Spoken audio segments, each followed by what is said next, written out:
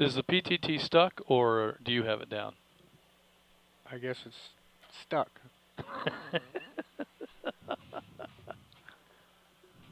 All right. All right. Are you ready now? Yeah. Okay. This is Atlanta 946 WQIR 514. My name is Justin. And Atlanta 750 WRMR 367. My name is Jeff. We're going to be taking early bird check-ins for the North Georgia GMRS Regional Net. So at this time, we're going to take check-ins from Zello users only. Anyone wishing to check in to the North Georgia GMRS Regional Net using the VoIP app known as Zello, please call Net Control. Operator standing by. Oh, is that what you're talking about? This is Atlanta 590 WRYR 434. That's from right. Jasper Bradley. Did you log that? Yep. This is.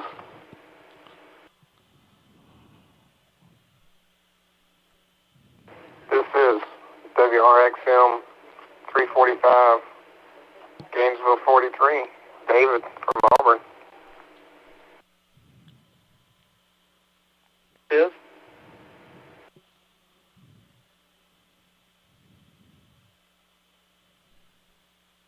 Is Gainesville 58, WRXM 922, Jonathan from Oakwood, checking in. Fix that a little bit. This is WRVR 393, Atlanta 178, Mike from Conyers. I'll be checking in.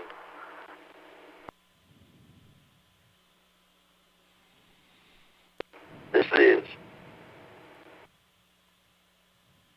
WRER 451, Gainesville 417, in Auburn, Georgia, checking in, checking out.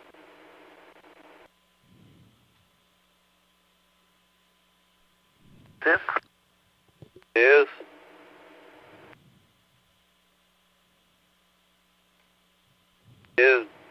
WRQT 379, Atlanta 52.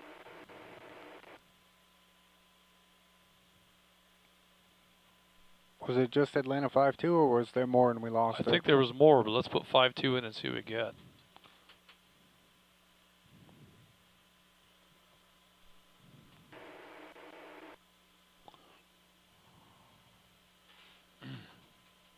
All right, last station. All we heard was Atlanta 52, and it sounded like you dropped out. So we're not sure if that indeed was Atlanta 52 or if there was more to that TAC unit than what we heard.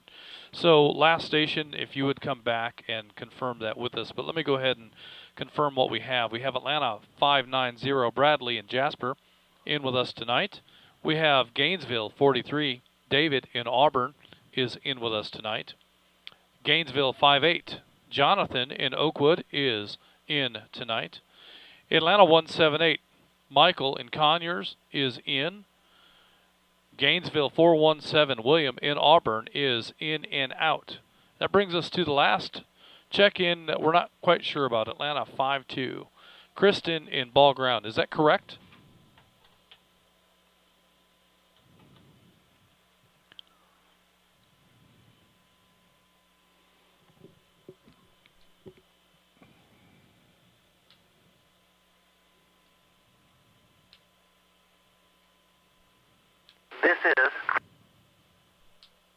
This is Atlanta 21, WRJ 508, Kevin Mills checking in.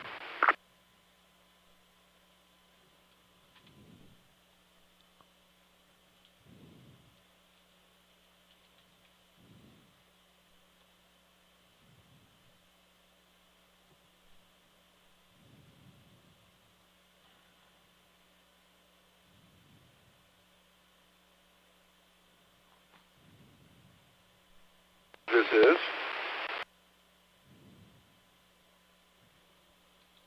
Atlanta 551 WRYI 478. Shannon in Dawsonville checking in. All right, we're trying to get confirmation on a Zello check-in, and every time somebody keys the radio, it makes it that much harder for a Zello user to beat the timeout on their PTT. So if you're not checking in on Zello, please stand by. Now I'd like to hear from Atlanta 5-2, Kristen in ball ground. If that is not the correct TAC number and the correct ID for the last Zello check-in, please come back with the correct information.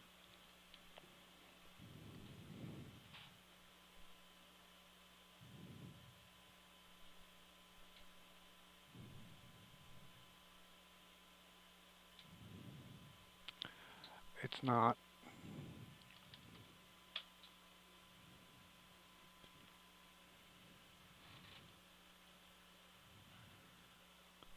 $528. Yeah. That was Ronnie and Lyerly.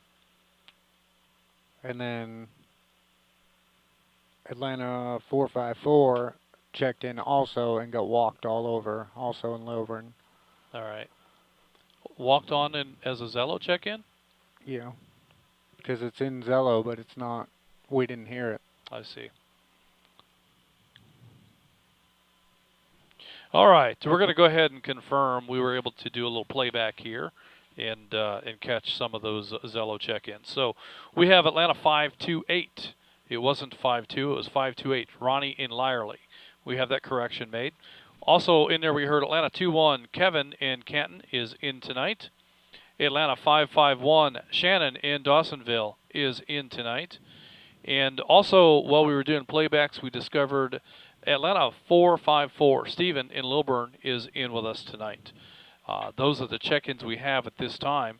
At this time, we're going to continue taking check-ins. We're going to take check-ins from any repeater other than Flagship. If your base repeater is Flagship, please stand by. Net control, ready for your check-in.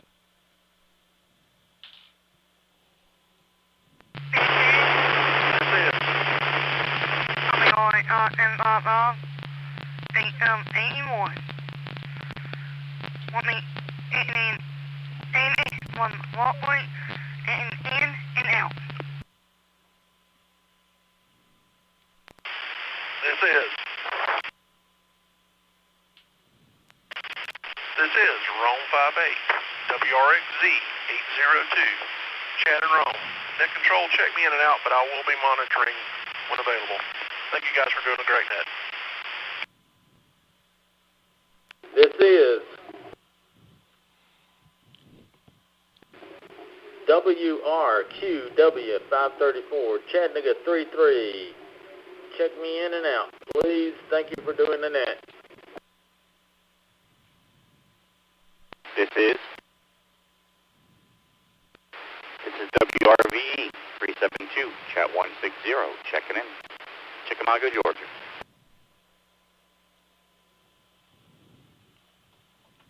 This is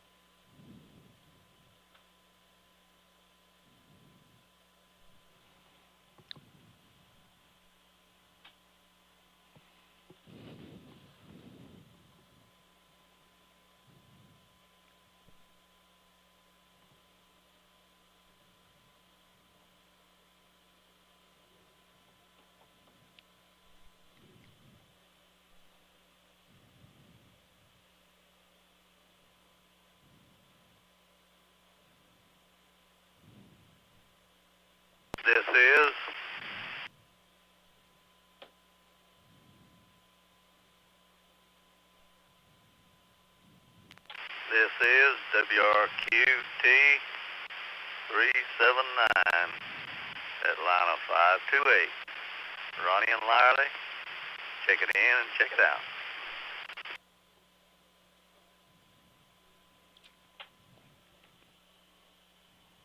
Or at least we know he's in and out now. But he was definitely on Zello. This is Whoops.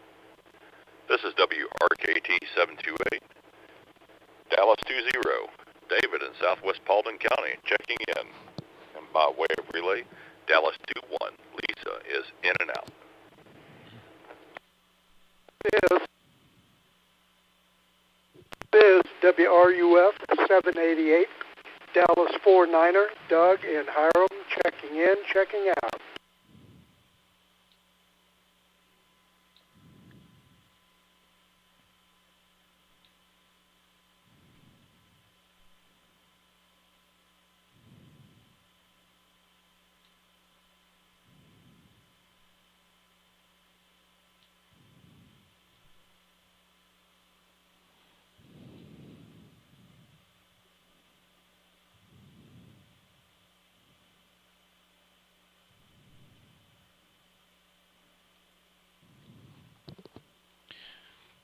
All right, Net Control is going to take a little break right here. We're going to acknowledge what we have. We have Cades Cove 81 Candace in Rockwood is in and out. I have Rome 58 Chad in Rome in and out. Chattanooga 33 Charles in Chattanooga is in and out. Chattanooga 160 David in Chicktown is in with us tonight. Dallas 20 David in Southwest Paulding County is in with us tonight, as well as Dallas 21 Lisa, same location, is in and out, and Dallas 49 Doug in Hiram is in and out. Those are the check-ins we have at this time. Ronnie in Lyerly, Atlanta 528. We logged you earlier as a Zello check-in, so you're definitely in there as well. Ronnie in Lyerly, Atlanta 528. Worked hard for that check-in, but we've got it in there. All right, so at this time, we're going to go ahead and continue with check-ins from any repeater anywhere. We've got plenty of time. Don't be in a hurry. One at a time. Check the air to make sure it's clear before you continue with your check-in. This is Atlanta 946 WQIR 514. Net Control standing by.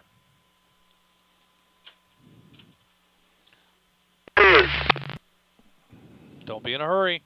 XI 755 Cades Cove 83 Bill in Rockwood, Tennessee. I am checking in and out. Good job, Bill. You didn't check the air, though. Control, this is.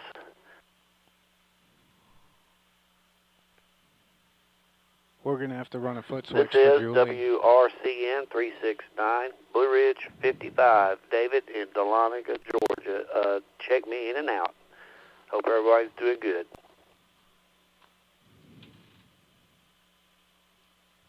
This is.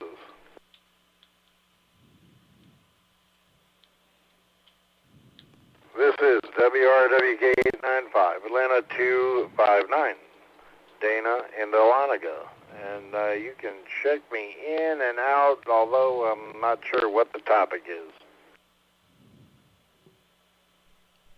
This is Dana, we're leaving you in. Atlanta 236, WRWM 256. Chuck in Dawsonville. I'll be in and out. I'll be listening. Is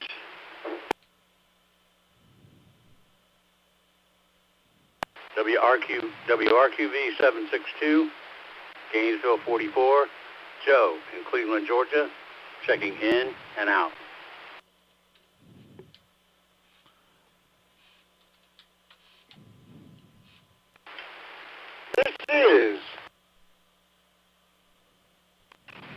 This is WRAT 241 Atlanta 403. Bobby over at Cleveland, over at the Vortex with no Vertex, checking in.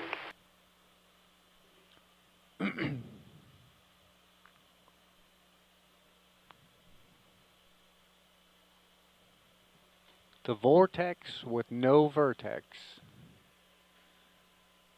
You see this? This is Part of the menu for the Vortex. This is WRVR 303, Chattanooga 30. Jonathan checking in from Lakeside, Tennessee.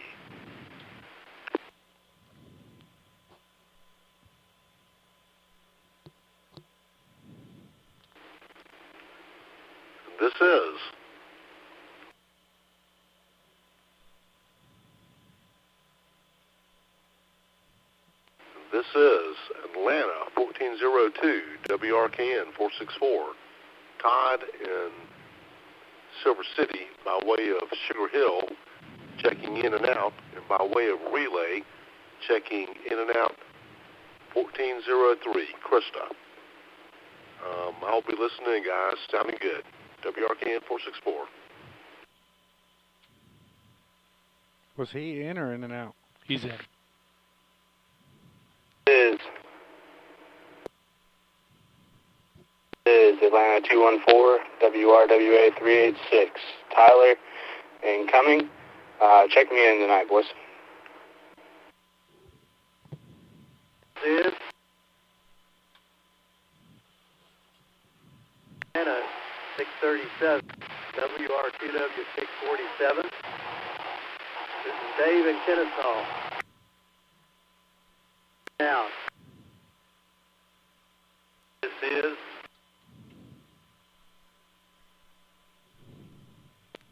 Atlanta 725, WRND 615. David in Holly Springs, checking in and checking out. I missed that one. David in Holly Springs. This is WRPM 847, Chattanooga 162. Larry, check me in, check me out.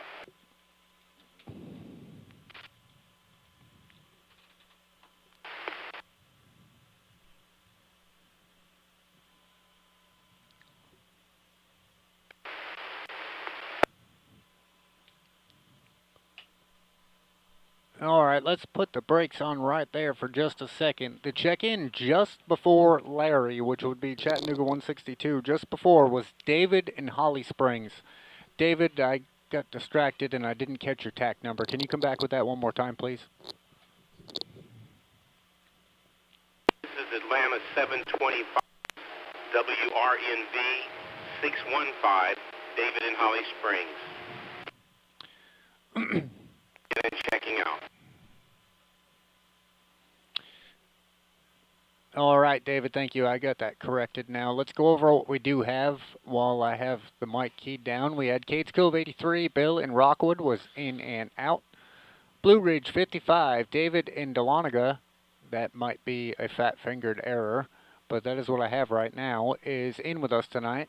Atlanta 259, Dana in Dahlonega is, he said he was in and out, but we're not going to let that fly, so that's going to be an in. Atlanta 236, Chuck in Dawsonville also said he was in and out, and we're also not letting that one slide either, so he's in as well. Gainesville 44, Joe in Cleveland is in and out, which brings me to Atlanta 403, Bobby in the vortex without a vertex. He sounds like he's maybe a bit unprepared. Maybe. Yeah. Bobby, I don't know if you got the message, but if you can go back to your old mission that you used to provide for us and have a look and do that task. You've been reassigned to your old chore. Oh, if you're able. Ah. Moving on down the list, we have Chattanooga 30. Jonathan in Hickson is in with us tonight. Atlanta 1402, Todd in Sugar Hill is in with us tonight. Atlanta 1403, Krista in Sugar Hill is in and out, which brings me to Atlanta 214, Tyler incoming, in with us tonight. Atlanta 637, Dave in Kennesaw, in and out. Atlanta 725, David in Holly Springs, in and out. And Chattanooga 162, Larry in Chattanooga is in and out. That is what we have so far. And that's enough, isn't it? No, we're just getting warmed up. Oh, all right. Net Control standing by for additional early bird check-ins. This is WRUK 799, Atlanta 707. Tom from Monroe, Georgia. Checking in from over off of the Jersey repeater. I'm sorry, I'm actually checking in and out. Hope y'all have a good night tonight. What was this TAC number? Tom from the Jersey repeater. I missed it. This is Gainesville 76, WRUH 751, I'm checking in and out from Gainesville, Georgia.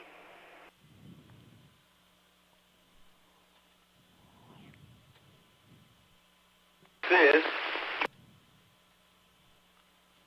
is net control. This is Atlanta 532 WRNW 488. Tom in Flowery Branch, checking in and checking out. Have a great net. This is WRBG 415, Atlanta 11, John in Canton. Please check me in and out for tonight.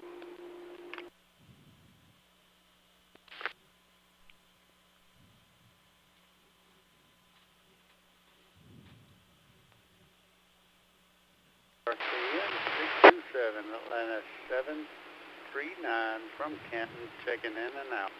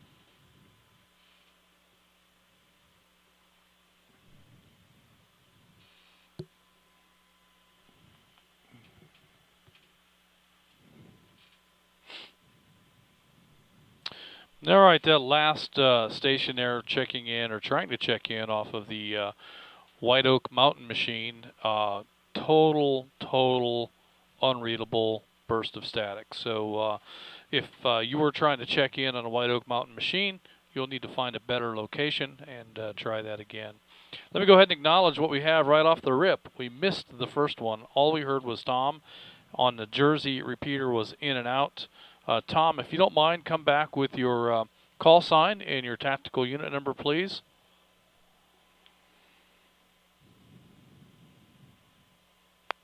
Sure thing. This is WRUK 799, Atlanta 707, Tom from Monroe. In and out. Excellent. All right, we've got you in there then, Tom.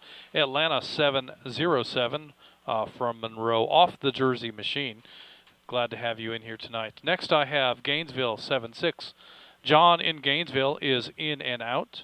I have Atlanta 532. Tom in Flowery Branch is in and out. I have Atlanta 11 John in Canton, Holly Springs, Woodstock. He's somewhere around here. Once we figure out where John is, he's also in and out.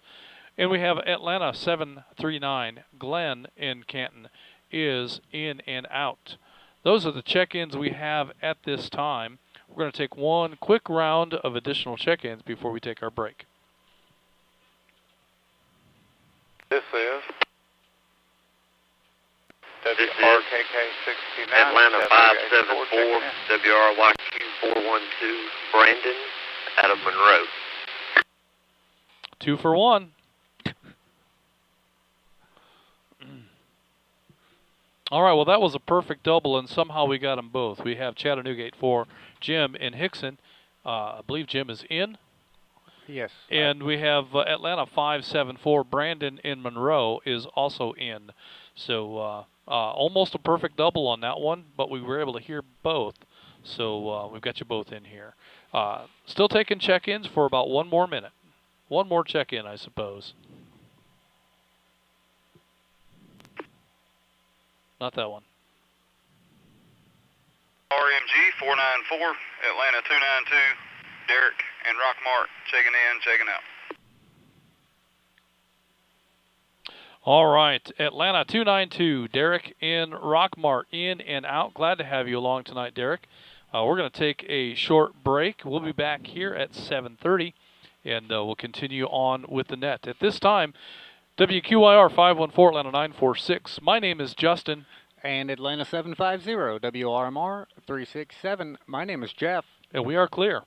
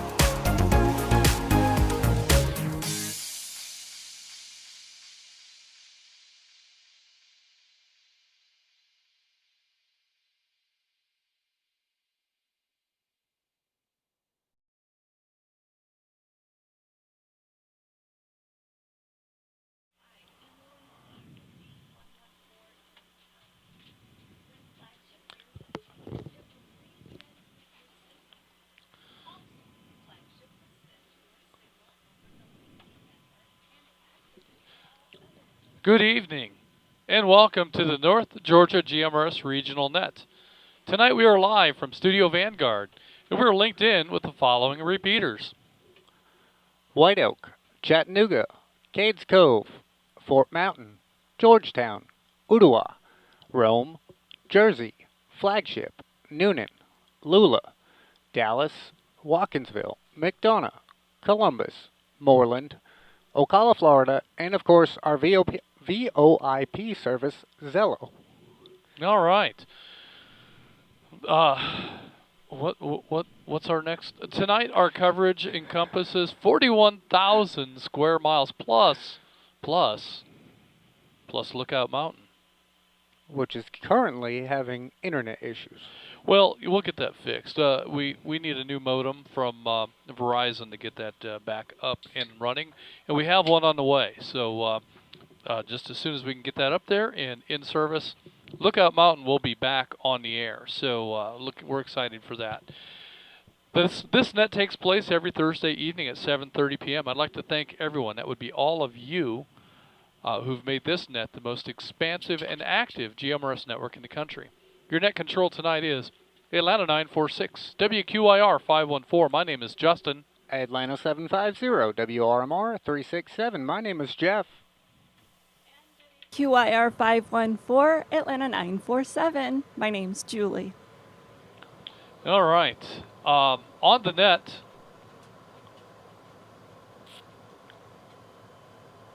Keep going. We're still on the air. Keep going. Yeah, on the net, you can talk about your day's activities, radio equipment, or anything you think we'd like to hear. This is a family-based network, so we encourage you to get your family involved. Once the floor is open, it is permissible to address other members of the net by their name or tactical unit number. Your FCC call sign is only required when you sign in and sign out of the net. Why is that? Why don't you tell us? Well, the FCC call sign is long and lengthy, and if we gave the call sign every several minutes, we would never get through the net. So we ask that you offer your call sign when you check in. We record that in the log, and so we have a document here that defines all of the users that are on the air, and you use your call sign again when you check out. We don't need the call sign during the net. All right. Very good. Julie, do you have some tips for us this week? Let's reset, and you can take it away. All right.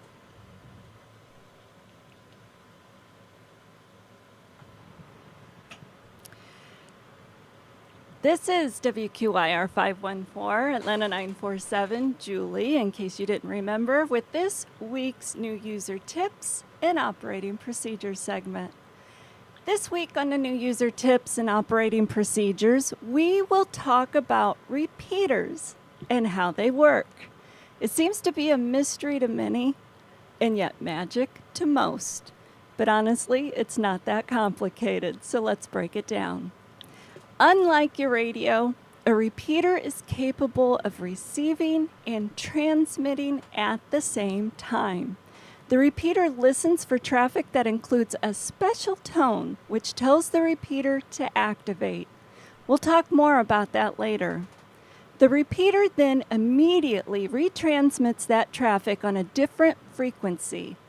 That different frequency is determined by the frequency offset, which is defined in the FCC GMRS rules. For example, our flagship repeater listens on 467.675 megahertz, and it listens for a DCS tone of D114N. Whenever it hears a signal on that frequency that includes that tone, it retransmits that signal on 462.675 megahertz, which is the FCC prescribed offset of 5 megahertz. So how do our radios connect? We need to program our radios as indicated on the chart available at NGGMRS.org. Go to our webpage and scroll down to helpful links. Click on the one on the right that shows a radio tower. There, you can find a chart with all of our repeater frequencies. Once programmed, your radio will transmit the correct tones to activate the repeater. For instance, at flagship, your radio will transmit on 467.675 and will include the D114 in tone. When flagship hears that signal, it will retransmit your signal. Also, flagship will send your signal over the linking network and activate all other linked repeaters on the network. Accessing any one repeater on the network puts your signal on all linked repeaters on the network. A note about tones. A common question is, what are CTCSS or DCS tones or codes? Let's talk with CTCSS, which stands for Continuous Tone Coded Squelch System. In this system, your radio transmits a continuous sub-audible tone whenever you have the PTT engaged. This tone is sub-audible, therefore we don't hear it. Our radio filters out the tone before playing the audio, but the repeater does hear the tone, and if the tone matches the CTCSS tone the repeater expects, it will transmit your traffic. DCS tones work the same way. DCS, or Digital Code Squelch, also sometimes called CDCSS, is another set of codes for opening the squelch. DCS can be useful when the CTCSS tones are inadequate to close the repeater to unwanted traffic. Finally, a reminder. And we'll break. One moment.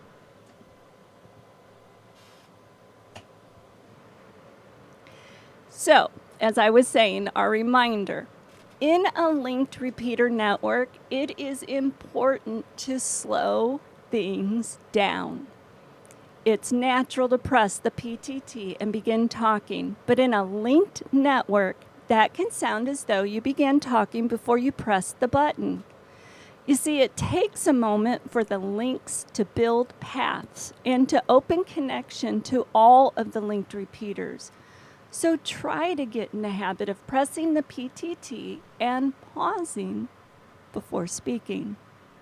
Also, try to leave a little space between traffic you respond to.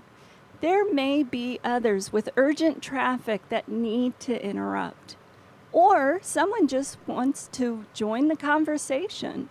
So slow things down a bit and endeavor to be more inclusive in conversations on the network. I hope I've answered some questions about how repeaters work, but if you have other questions, our Facebook page is a great place to ask. You can also ask questions during the open floor portion of the North Georgia GMRS Regional Net. These are just a few new user tips and operating procedures.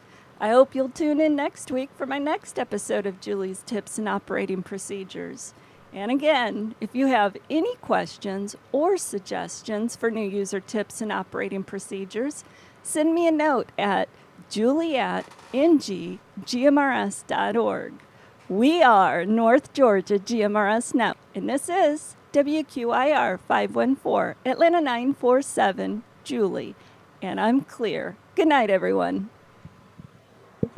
Well, now wait a minute. I have a question. Too bad. So we talked about the repeater offset being, the repeater listens on 467, but it transmits on 462. So is the offset 5 megahertz or is it negative 5 megahertz? Depends on if you're looking at the repeater programming or the radio programming. So, and that can be an issue that catches people up at times. But what's important to know is that the repeater is listening on 467, and it's going to transmit back to your radio on 462. So your radio needs to transmit on the repeater's listening frequency, which is 467. That's the key here, and that's what you want to program your radio for, is to transmit on 467, negative 5 megahertz offset to receive on 462. So in Julie's tips, we talked about the offset being 5 megahertz, but it probably would be more accurate to say it's negative 5 megahertz. But as Jeff indicated, it's really a matter of perspective. It's time to break. All right. Thank you. Good night. Good night. Good night. Good night. All right then. Thank you, Julie, for those tips. And Julie is taking the production crew with her, I think. The boss? Yeah. Nope, they're going to stay. All right, so the production crew is going to stick around and try to be quiet while we're on the air. Meanwhile, we're going to continue to take some additional check-ins. What are we talking about tonight? What's our topic? I would like or think we should talk about the year of North Georgia GMRS in review. The growth of the membership, the growth of the repeater fleet, all the new functions and bells and whistles we've added. And speaking of adding new bells and whistles, what are we doing right now? Well, we are engaged in a brand new, it's not brand new, but it is brand new, a brand new episode 1 of the North Georgia GMRS YouTube live stream.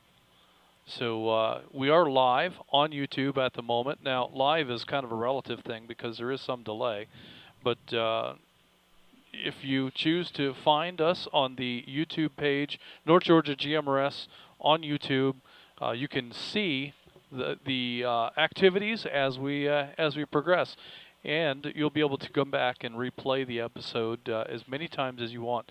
And what's cool here is the more views the more times you watch it, the higher our score. So we're looking for a new high score.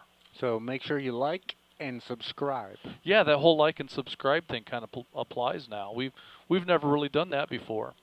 So we can do it now. We're going to do it now, and tell your friends, and we'd like to get as many subscribers and viewers as we can find. So please go find the live stream on YouTube, North Georgia GMRS Network. All right, so that's another new addition to our bag of tricks. But let's talk about some of the other tricks and things we've implemented this year as far as membership growth, repeater growth, and all those kinds of things that we've added. But let's take some more check-ins first, but that is the topic for this evening. All right. All right, Net Control is going to stand by for anyone wishing to check in using the Zello app. VoIP check-ins only, please. Net Control standing by.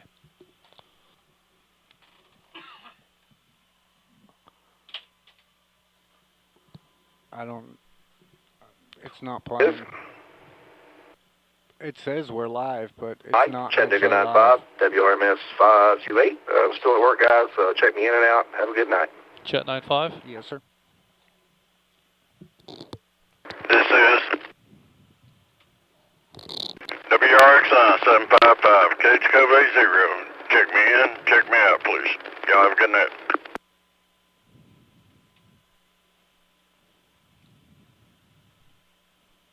This is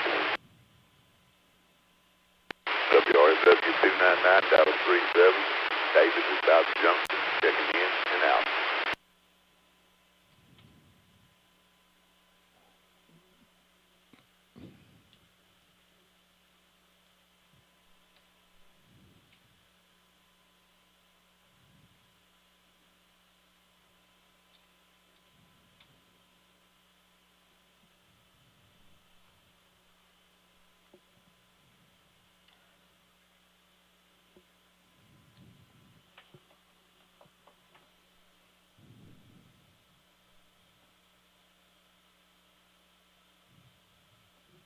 An uncomfortably long pause for Zello check-ins.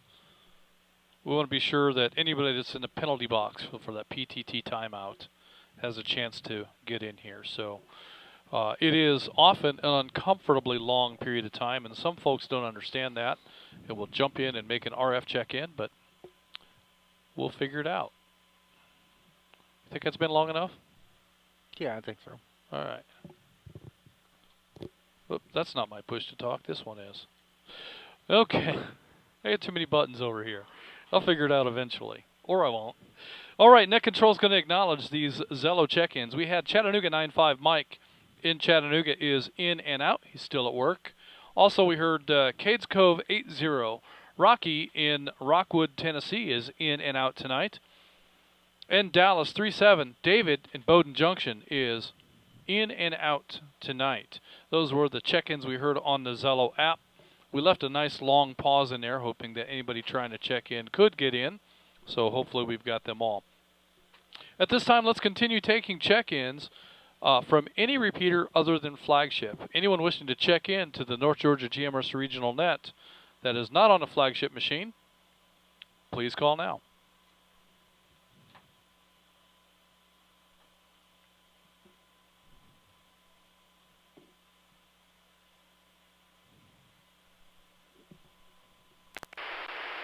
This is. I got it.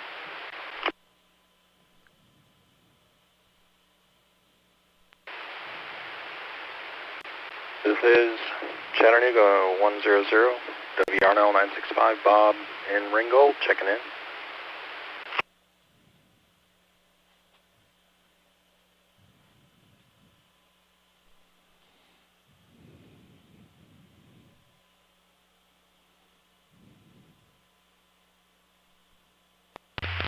This is WRXV 696, Dallas 64, Josh in Dallas, checking in, checking out.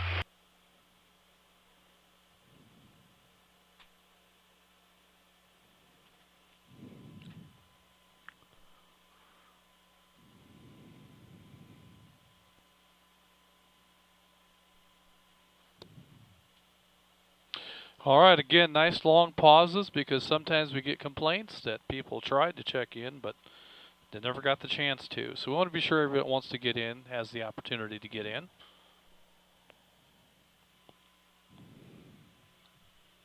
All right, Net Control acknowledging Chattanooga 100, Bob in Ringgold is in with us tonight. And Dallas 64, Josh in Dallas is in and out. Those are the check-ins we have. Let's go ahead and continue with check-ins from any repeater anywhere, including the mighty flagship machine. Net Control standing by.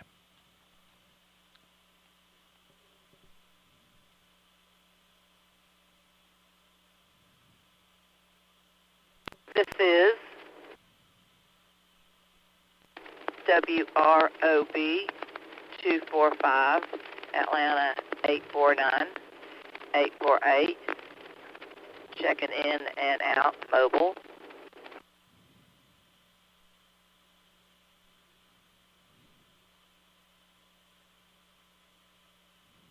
This is.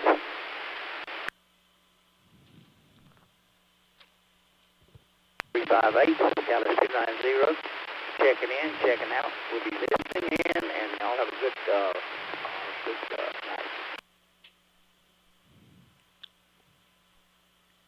This is Atlanta 486, WROS 496, Benton and Woodstock, checking in and checking out.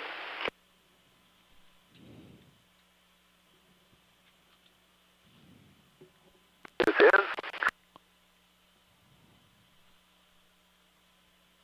Atlanta 412, WRKA 361, Scott in Roswell, checking in and checking out. And by way of relay, hopefully some future members listening in tonight. Good night.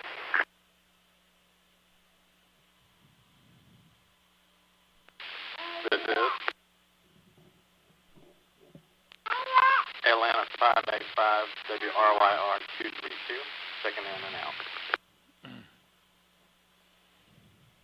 All right, I want to take a little break right there, and I'm going to come right back to Atlanta 585. Blake in Oxford, I've got you in and out, but before you slip away, I want to hear your sidekick there and see if we can get a check-in from that youth member sitting right beside you.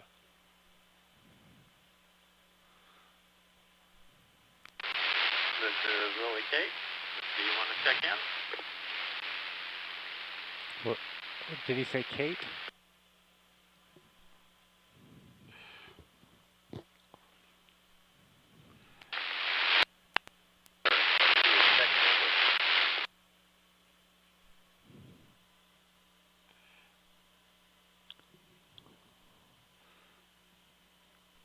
All right, Blake. Well, thank you for trying. I suppose the microphone made her shy, but we sure do appreciate you trying. We'd love to hear your kids check in, and that goes for all of us.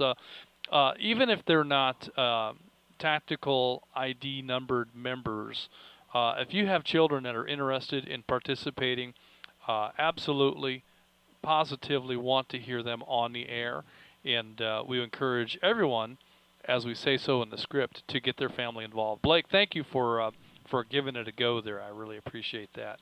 Let me go back and acknowledge. I think I've already called on acknowledged Chattanooga 100, Bob and Ringgold. I have you in tonight. Dallas 64, I think we already acknowledged as well. Josh in Dallas is in and out tonight. Atlanta 849 and Atlanta 848. Pamela and Ernest in Duluth are in and out tonight.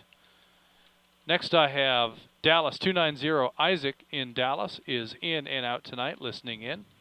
Also I have Atlanta 486. Ben in Woodstock is in and out.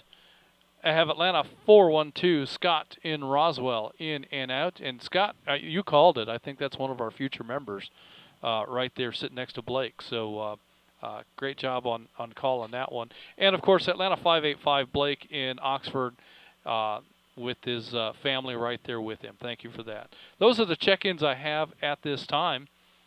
Anyone else that wishes to check in to the North Georgia GMRS Regional Net, we're going to take one more call before we get started. Any repeater anywhere, including Zello. Net control standing by.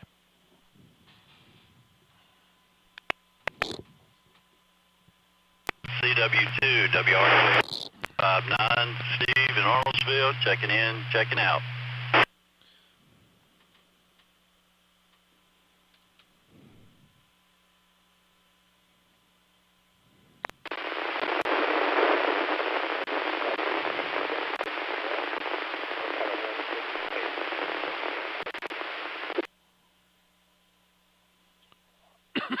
That was flagship. This is Atlanta 531 WRKR 563. Steve in Lawrenceville checking in and checking out. Have a good night.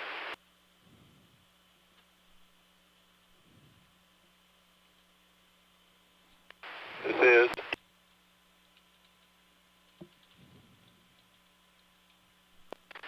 WRBI 820 Dallas. Excuse me, Dallas 56, Roy in North Paulding. Checking in and out. Have a great night tonight. Gentlemen, thank you for the net.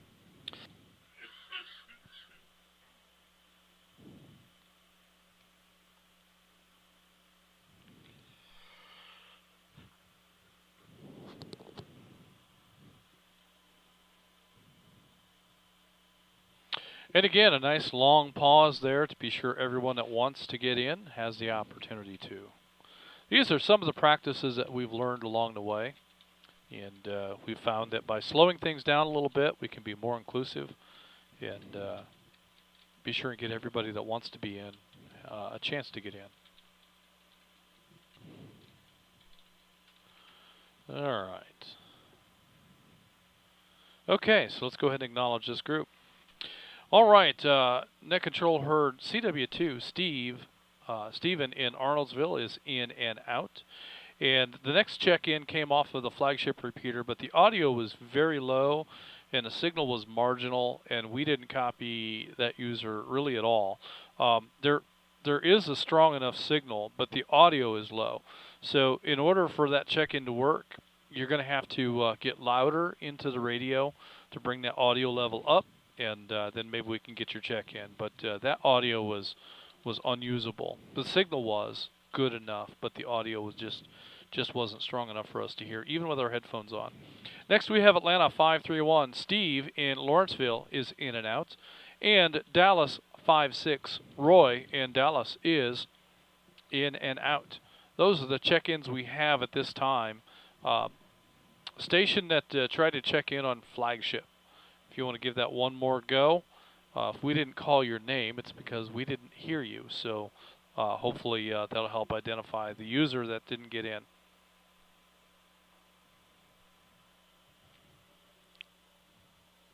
But now he's embarrassed.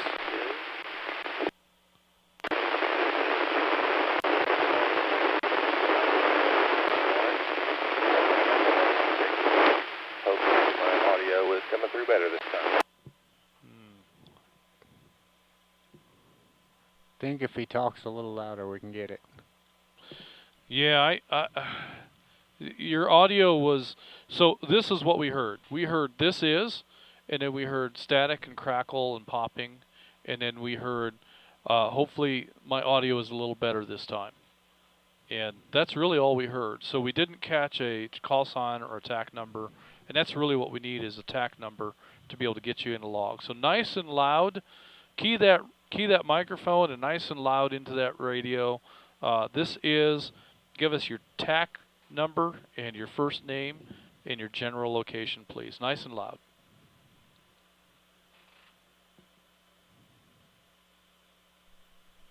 This is WRC 7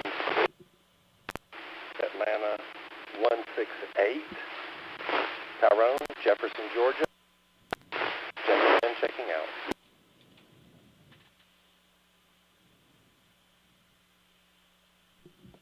Fantastic. We got it that time, Tyrone. Atlanta 168. Definitely got you in there that time. So good stuff. Thanks for helping us out with that check-in. All right, at this time, we're going to go ahead and kick things off and go to the starter list. If you wanted to check in and didn't get the chance, we will take additional check-ins at the end of the program. But for now, we're going to go ahead and move to the top of our roster. If I can find my mouse, there we go. And let's see, first on our list is Atlanta 590. Bradley in Jasper. Brad, do you have any comments or any questions about the growth of North Georgia GMRS and some of the things that we've accomplished this year?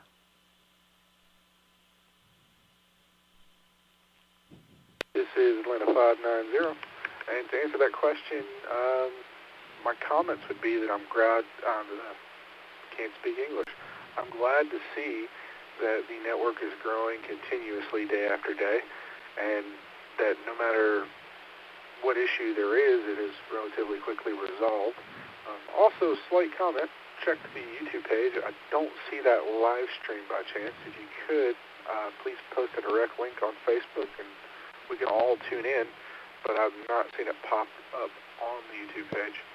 But other than that, I'm glad to see it continuously grow day after day, because it seems like Gary does not get the chance to never stop posting on Facebook.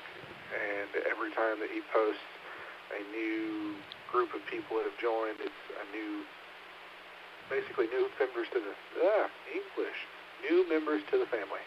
I appreciate it. Atlanta 590, WRYR, clear.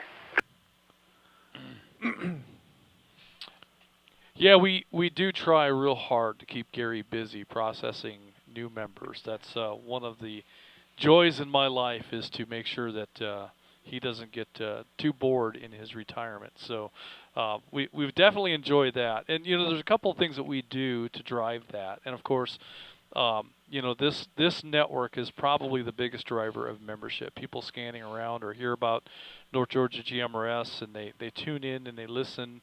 And this program and some of the other nets that are on this network are big drivers towards bringing people on board. And definitely appreciate that. And it's your participation in these nets that make that happen. So it goes right back to the membership. In regards to the live stream, I think that probably the biggest issue is the fact that this is our first episode. And so the algorithm, the search tools, YouTube doesn't really know what we're doing or care enough about what we're doing to make this something that's really searchable. So we'll do better about putting some links and things on our Facebook page for future episodes. Well, I'm also wondering if it's not a technical issue on their side, because they're telling me in my dashboard here that we are online, but folks can't find it. So, you know, it seems like I've saw things of this nature before when we were trying to live stream, is that there would be instances where it was very hard to find. And even the day after, when searching to find that replay of the live stream could be challenging. I think in time this will be something that becomes more searchable as the algorithm recognizes what we're doing and sees that there's a pattern of interest. But for now. And the other thing is too, Bradley, I am recording this as well. So if the live stream today is a technical issue on YouTube's side and it turns out to be a bust, I can always default to the recording and then just bounce the upload up that way afterwards. Yeah, so one way or another, it'll be viewable. We intend for it to be live because we are recording live and streaming to the internet right now. But as Jeff says, the dashboard indicates that we are live, but you're not the only user who's indicated that they can't get it. So we're gonna research that some more, but I think that may be a glitch with YouTube. So and maybe it's not a glitch. Maybe it's just the way it's engineered that because we're brand new, we're just not going to get the exposure that that a channel might had they had more experience and time on the air than we do. So be patient with us. We'll get all these things sorted out in time. But this is one of the tools that we hope to use for growth. And definitely appreciate you recognizing that. And also I appreciate your recognition of the family atmosphere that we try to maintain here. So good stuff. All right, with that, Bradley, did you have anything else? I'm just going to throw that down right there. The only thing I could point out, not really. I would say to anybody that is listening, you're more than welcome to join us as well. Here recently, this past Wednesday, we actually did a meetup at Roosters in Dahlonega. If you have not checked in or not aware of that, please do make sure to check out the Facebook page.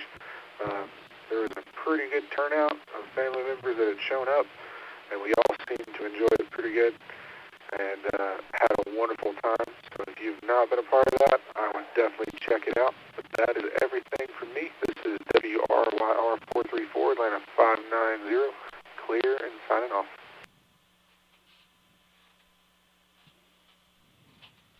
All right, Bradley. Well, thank you for those comments. And that's another great point, the gatherings that are held. There's one that's held for breakfasts in McDonough, typically once a month. I'm not sure when their next breakfast is going to be. If we had somebody from McDonough on, they could probably let us know. There's also a lunch gathering, as Bradley just mentioned, at Roosters up in Dahlonega. Again, I believe that's once a month. Maybe it's more often than that. How often do they meet? We'll have to get with Bobby or Dana when we get down the list. And then there is another lunch gathering. The next one's going to be Thursday, October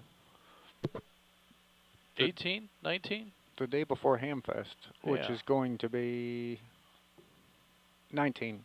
So October 19 at, what's that place called? Champy's? Yes. So that's right there in East Ridge. I think that's technically East Ridge, yes. Right off of the interstate. And Jeff and I will be there for that gathering on October 19.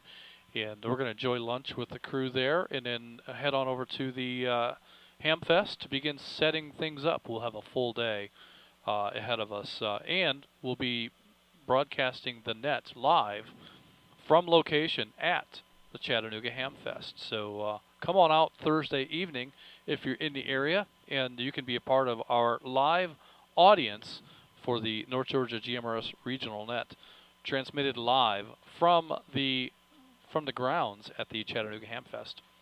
Next on our list, where is my list? It's right here. Well, yeah. Wait a minute. Let's go over a few things and maybe spark some people's memory and interest in what we've actually accomplished in the last year. What have we accomplished?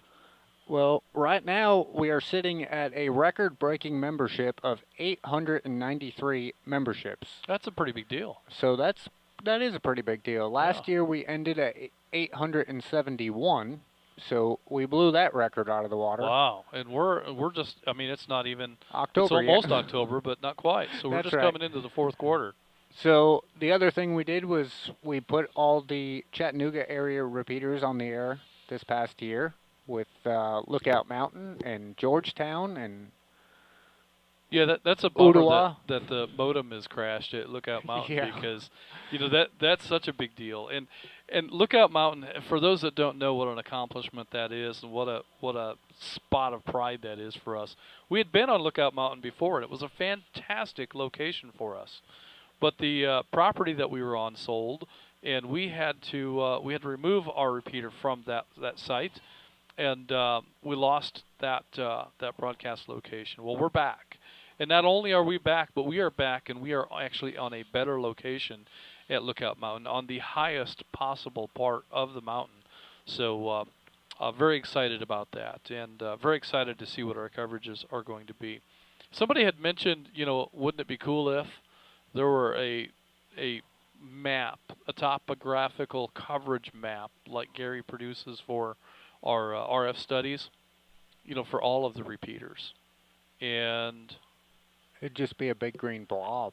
Well, it would be a big green blob, but I think what they really want is for all of the repeaters individually. So someplace maybe on our files section, or maybe someplace on our website, that might be something that we should look into. I thought that was a great idea, and it's time to break. And one other thought that I had, it just escaped me. What was that thought? I don't know. You tell me, and we'll both know. You broke my thought. Oh, maybe I'll come back to it. But yeah, we should definitely see about doing that. Oh, the and was we need to recalculate our total RF coverage, because I'm sure that the addition of Lookout Mountain will increase those numbers somewhat. So we definitely should audit and recalculate our total RF coverage in square miles, or round miles, or even octagon-shaped miles. Yeah, whatever. So moving on with the list of things that grew this past year, we had the addition from our fantastic graphics department of Wait a minute. Yeah. There it is.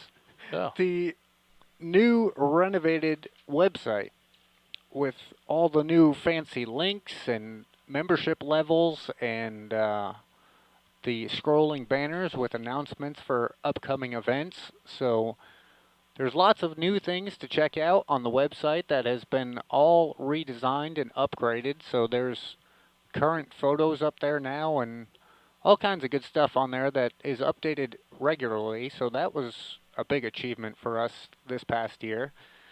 And with the website, we have our fancy online swag store now as well. So, that's very cool. Yeah. So you can get stuff like this. Yeah, like that cool mug or a hat or a shirt. Or absolutely. Anything like that. Yeah. So the website and the online swag store kind of went hand in hand and were fully upgraded this year. And a lot of neat things to check out there. The other thing is all the improvements to net control operations technologically.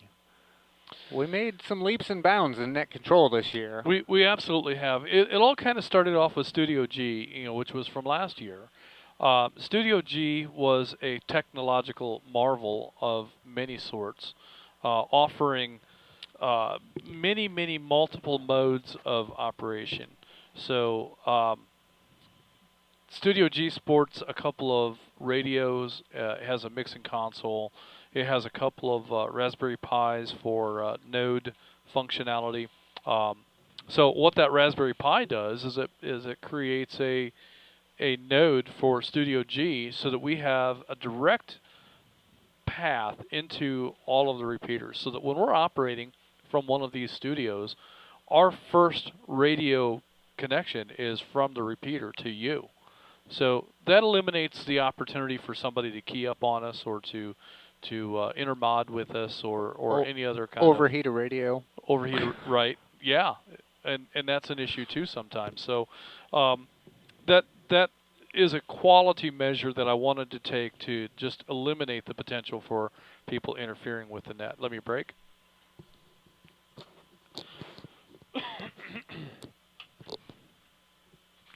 And then the other things that Studio G brought was a new concept in how to conduct a net, and the, you know, traditionally a radio net is one operator calling out and asking for check-ins, and there may be a topic, there might not be, there may be a question of the evening, there may be any of a number of formats, but basically it's one operator and one caller at a time. And by having an interaction with myself and another user, in this case it would be, who are you? My name is Jeff. Yeah, and my name is Justin. So the engagement that we can have between one another, I think, brings a lot to the listenability of a long-winded net like these can be. So it's a completely different way of holding a net on the radio. I don't think there's any other net out there that's like what we do. So Studio G was a step forward in that regard. And Studio G was a gateway to what we have now. It sure was. So, and now we have Vanguard Studio, which is a facility that allows us to do things like streaming. Correct. So we've operated the net out of Vanguard for a little while now, and once we've established and worked all the kinks out, and we kind of have a feel for how the program will roll from this environment, we've incorporated the live stream. So Jeff has put a lot of hours into learning how to work the video equipment that North Georgia GMRS has had for a while now, but I've not had the time to really be able to set it up. And that was part of the problem too. When we were in the temporary Studio B space, there wasn't enough room. I mean, to put cameras up and try to live stream from that space was just out of the question. And it was cramped and tight, and then when the dogs would come in, it would make it even tighter. And so, I mean, here the dogs can stretch out on the floor, and we can still move around. But in any case, the environment for this, we're finally in the right environment to be able to make this happen. It's nice and quiet. There's no background noise. So, yeah, this is the perfect scenario for radio and live streaming and production work. Yeah, yeah. And with that, we had some upgrades in the linking system. John has done a great job with matching the audio and upgrading some of the hardware for the linking, which I'm sure lots of folks have noticed. It's getting to the point now where you can't tell which repeater people are talking from because everything sounds the same, which is ultimately the goal. And what a great opportunity that was to have our own in-house network engineer to be able to take on those tasks. We had tried so many times with our remote network engineer, and he would have a few minutes here, a half an hour there to work with us, and we couldn't ever get the kind of quality work that we needed from somebody who's invested personally in this network. So having Atlanta 810 as our network engineer has been a huge benefit to this network, and some of the technology that has become available to us through John has been a huge improvement. So, you know, simple things like if you just look right over Jeff's shoulder there on a live stream, you'll see that that red light that indicates our PTT status. There's also other colors of lights on that light tower. You know, that's something that was, the concept was generated with Studio G, but it's been expanded here because the light will actually show activity from different radios at the same time. So that's another step forward that we've made. So the website, the studios, and there are a number of studios in play at this time. We haven't even talked about Studio C, or the studio at the Wolf Residence, or the studio at Dallas. The Rabbit Hole Studio. Yeah, so all of these things come into play, and all of these things are developed out of the research and the work that we've done, first in Studio B, then in building out some of these other studios. Well, you jumped the gun on me because I was transitioning from the linking structure into the support for law enforcement and the community that we provided for the Jeep Fest event. That the linking upgrades led up to that. We wouldn't have been able to do that without those current linking setups.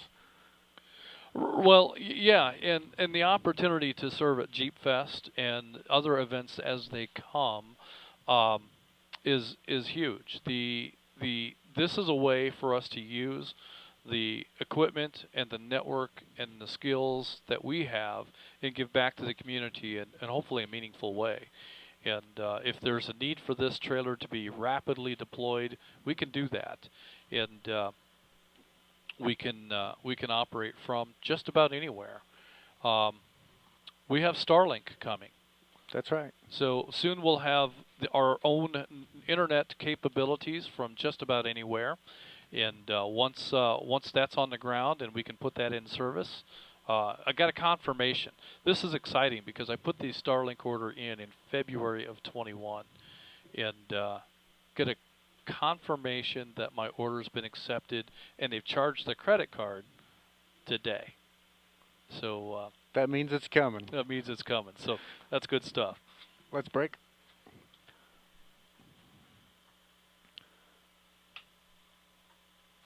So we figured with the announcement of the live stream, which unfortunately is not working, whether it's a YouTube issue, which we believe it is, but we will get this program on the air within the next 12 to 24 hours, one way or the other. But with the addition of this bag, this trick in our bag, we figured we'd recap with all the tricks we went through over the years, over this past year rather. So it seems like years. I mean, for us to have come this far in this amount of time is pretty remarkable. Yeah, in one calendar year. The things that we've accomplished and the quality of program that we're able to produce now is very nice. So that was the topic for this evening. We just wanted to recap a little bit. We kind of jumped the gun with Bradley, but Bradley made some good points as well. So next on our list is Gainesville 43, David in Auburn. David, do you have any questions or comments with the growth of North Georgia GMRS over the past year?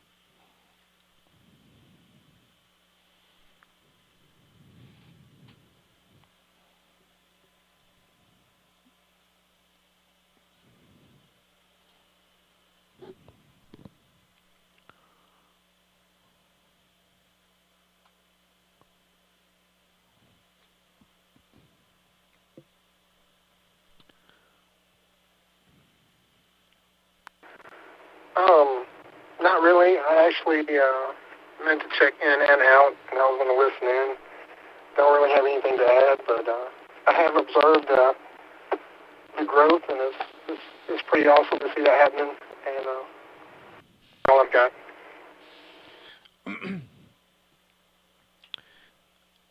All right, David. Well, thank you for your check-in, and thank you for your participation this evening. Next on my list is Gainesville 58, Jonathan in Oakwood.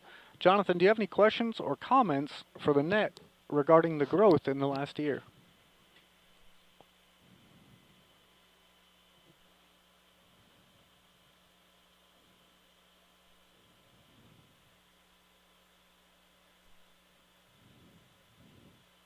Afternoon, guys. Only thing I've really got to say is I kind of stumbled across North Georgia GMRS through Facebook, and just decided to go, head first into it. Bought a couple radios and started learning how to program them and whatnot. Big shout out to Gainesville 76, John. He really helped me out and teach me how to work these radios and programming, all that good stuff. I knew nothing about tones or any of that stuff, and so he really helped me out big time. I definitely appreciate that. And all the help from some of the other guys that's helped me out along the way through Facebook and learning SWR and all that good stuff. So, but it's a really cool group. I really enjoy it. I listen a lot. I don't get to get on and talk much, but I do listen a lot and get to learn more and more every day. And I really do appreciate the group and everything that y'all done for sure. Go ahead.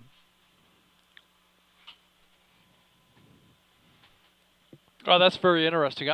Of all the ways that people have come across North Georgia GMRS, we don't hear about Facebook that often, but I'll bet that's more common than we realize.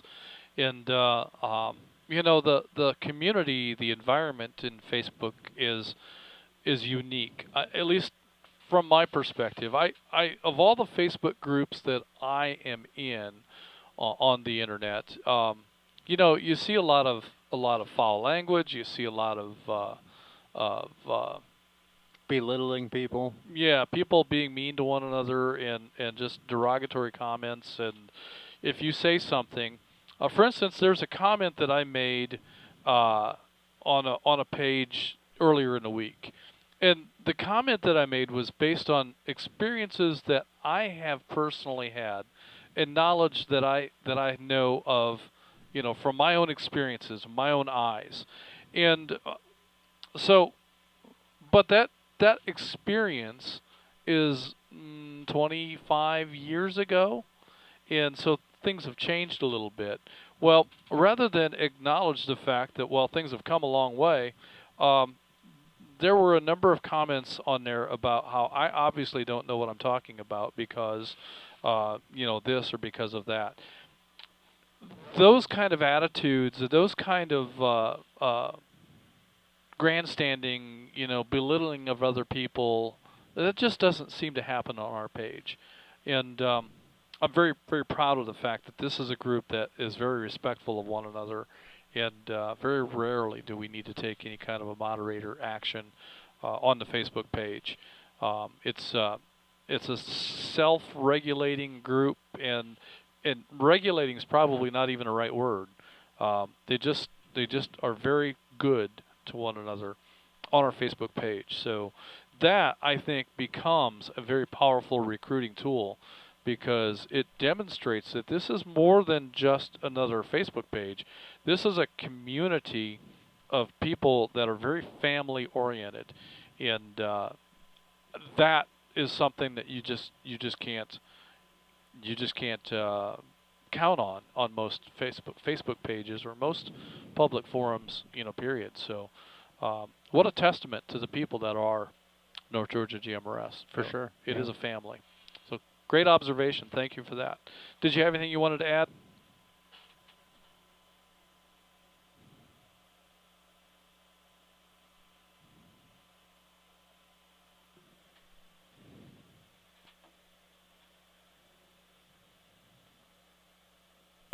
About it, guys. Like I said, I just really appreciate everything, all you guys behind the scenes. Really do for everybody. I know y'all don't get enough credit for that. I know y'all put a lot of time and effort into that. Just really appreciate the group. It's really nice having this another way of communication. I grew up in truck driving with all my family, and we used to use CBs, and that seems to be kind of fading out. So these radios are just so much better. And it's a lot cleaner. You know, you don't have to deal with so much of the riffraff, if I guess you put it that way. But I've got my wife involved, and 3 or 4 family members that are going to join at the beginning of the year. And I'm excited about where the group's going. So keep up the good work, guys. And this will be Gainesville 58. I'll be clear. Have a good night.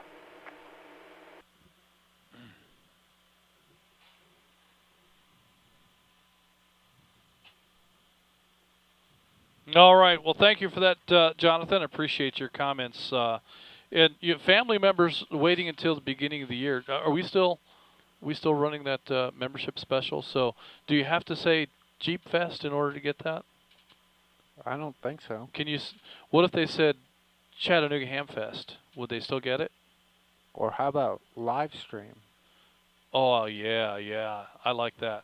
So here's the deal, Jonathan. Is if your family wants to go ahead and become members now, and they pay their 2023 membership dues now, that will carry them through the end of 2023 and all of 2024.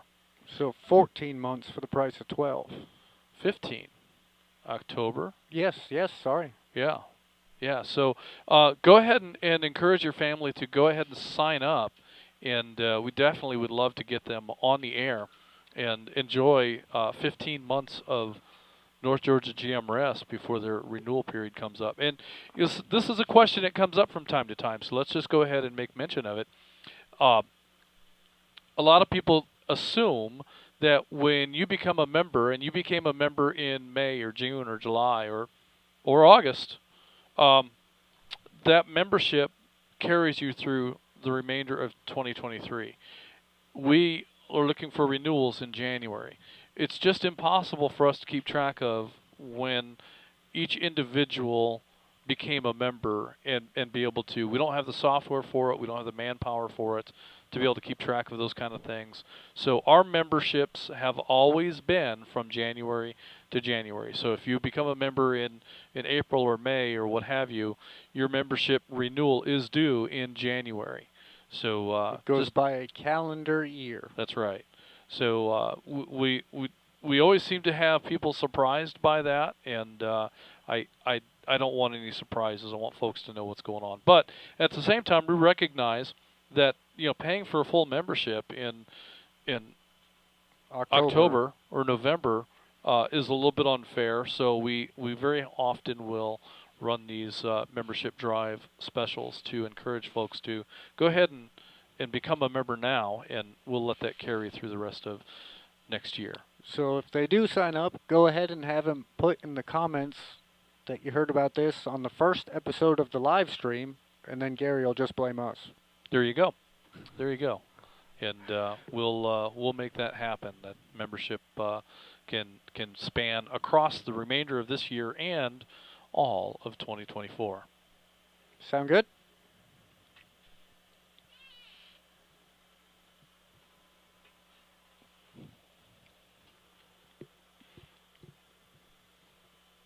Did we lose him? No, I think he put the microphone down. Good, guys. I appreciate the info. Or he's on Zello. That's the problem. Oh, he had to finish hearing what we were saying. Right.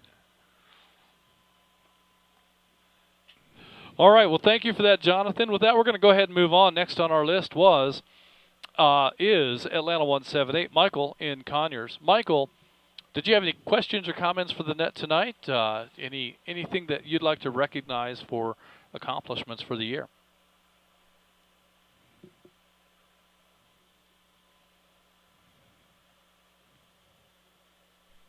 Net control.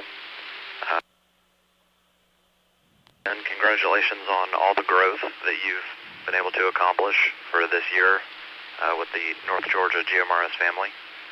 As far as comments for myself, this is my first year on the network, and it's been a great year. I've had a lot of growth with radio. This has been my first year on the air in general. I started in November with a technician's license, and soon thereafter got my GMRS license and joined the network. I've learned a lot of things on this network from many of the members and have had a lot of great conversations. I'm looking forward to another year. I'll be for sure renewing my membership, and I'm really looking forward to see what kind of new things you guys have in store and just what's on the horizon.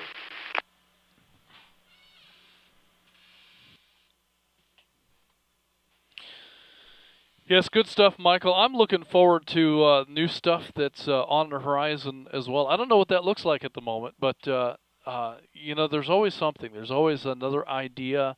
There's always another thing that we can pursue, or an event that we can become a part of and make a change. And I really, really do enjoy being on the cutting edge of what radio can be for a community. And all the ideas that get passed around and opportunities that we have to serve the community is very fun. And all that is possible because of the memberships. The funding that the memberships generate is what pays for our ability to be able to maintain and expand and grow as a network. New equipment, replacing old equipment. We had to replace a couple of antennas this year, and my golly, those are expensive. And you know, it's not just the cost of the antenna has gone up so much. Their availability, if you order an antenna now, you're not going to get it shipped right away. It's going to be a while before they even ship it. The shipping is crazy expensive anymore, but the antenna itself is more than double what we paid for them not that long ago. So the material shortage issues that have come around for so many industries have really impacted aluminum prices and material availability. And so some of these costs are just, if we didn't have the membership support that we have, would be really hard for us to absorb some of these costs. So that's powerful stuff, that we are in a position where we can make things happen as they need to. And if we need to replace a repeater, we're able to do it. If we need to replace antennas, we're able to do it. Even Heliacs, we're able to find opportunities to acquire Heliacs at good deals, good prices. But if we couldn't and had to pay for brand new Heliacs, we could probably do it. Maybe not today, but we could certainly do it under the right budget conditions. And that's the other thing, is we have the ability to actually build out a budget and plan for things and work within a budget to accomplish certain things. So Jeff and I are not very good at working within a budget. We often go through that and then end up using, our own dollars to bridge the difference. But we have a great time doing it. So there we go. All right. With that, Michael, did you have anything you wanted to add?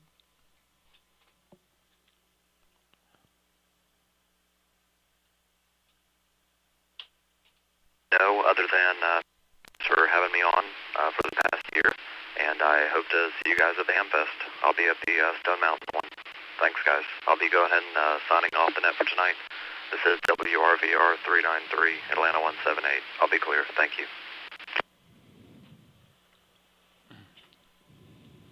All right, we've got you signed out there, Michael. Thank you for that, and we'll definitely see you at the Stone Mountain Hamfest. Vanguard will be there, so you have an opportunity to come and sit in and maybe operate from Vanguard for a little while during the Hamfest. So look forward to seeing you there. All right, next on the list I have Gainesville 417, William in Auburn. William is in and out. Also I have Atlanta 528, Ronnie in Lyerly is in and out. That'll bring me next to Atlanta 21, Kevin in Canton. Kevin, I think you're relatively new to the net, and just wanted to say welcome. And what are your impressions of the growth of the North Georgia GMRS network?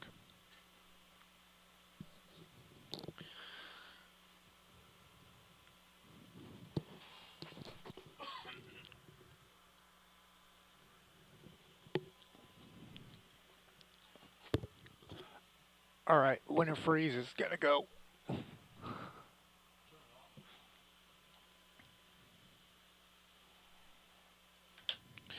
All right. Oh, I got to press the button.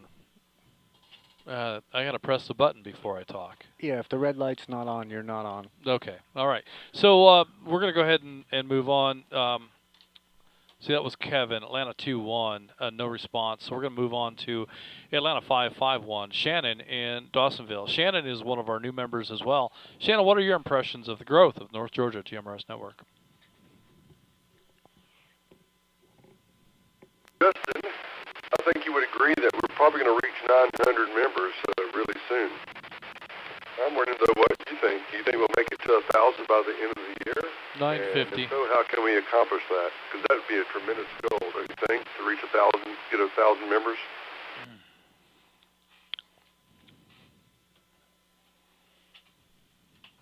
That would be an awesome goal. I would love to see that happen. But here's the thing that gives me a little bit of anxiety is that in January, when we start the renewal drive, there are a number of people that will choose not to renew. And that number is always a little bit frightening. It always makes us think, oh my golly, is there that many people that didn't see the value in coming back? Or is it because they just don't have the time that they thought they would have? Or, why did we lose those members? And so I always agonize over the renewal and what we can do to retain more members and what we can do to keep that number from dropping off so much. So it's always a bit of a moment of anxiety for me and for the leadership, but it seems like we always come through. So if we get to 1,000, then part of that says to me is that how am I going to get to 1,000 members next year, or more than 1,000 next year? But year after year, we've seen around 15 to 20% growth, and I hope that we can maintain that. And I would love to see us close out the year at about 20%. And I think that 1,000 members would be a great place to call that. So we're rounding into October, so at 893, if we close out the year at 1,000, Gary's not going to be able to break away from that keyboard too often. And that's also important. We got to keep him busy because otherwise he'll get into trouble. He may come back to Facebook. What are you laughing at? Well, there's that. All right. Well, thank you for that, Shannon. With that, we're going to go ahead and move on. Did he have anything else? I don't know. Let's find out.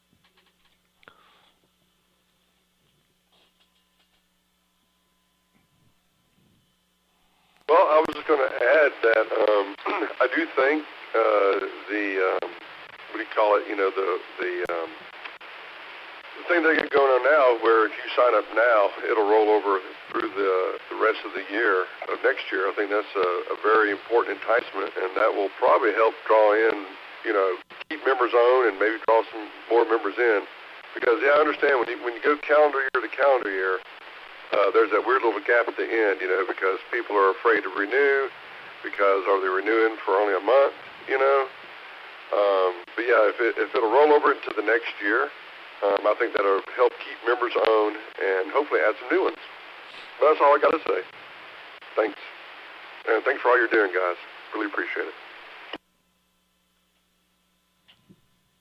Well, that's a great point. And yes, existing members can renew now. We'll gladly accept your renewal early so that you can get it out of the way before the holiday season. Sometimes money is tight at the beginning of the year because we just made it through the holidays. So if you think there's an advantage to renewing early, please do.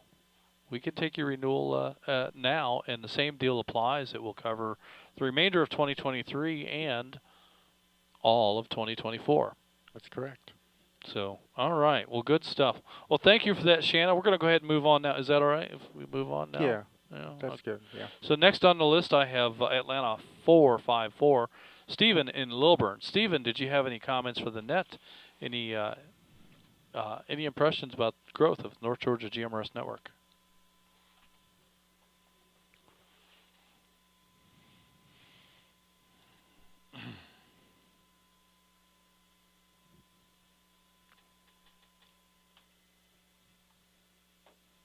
He gone.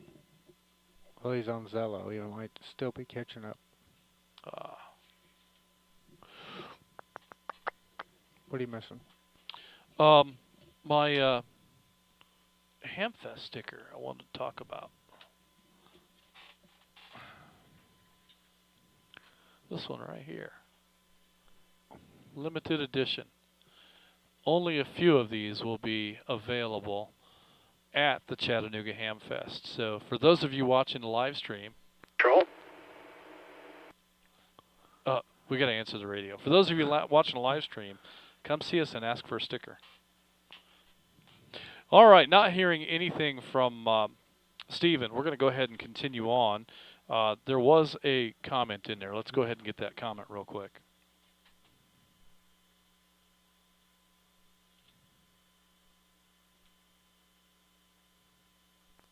Two folders doing a late check-in if that's okay. And WRTS 814, it's Matthew, Pickens, South Carolina, Gainesville 33. And nothing more than very impressed with the network. You're doing a great job, guys. Love to see you get into the upstate of South Carolina. Other than that, no traffic, gentlemen.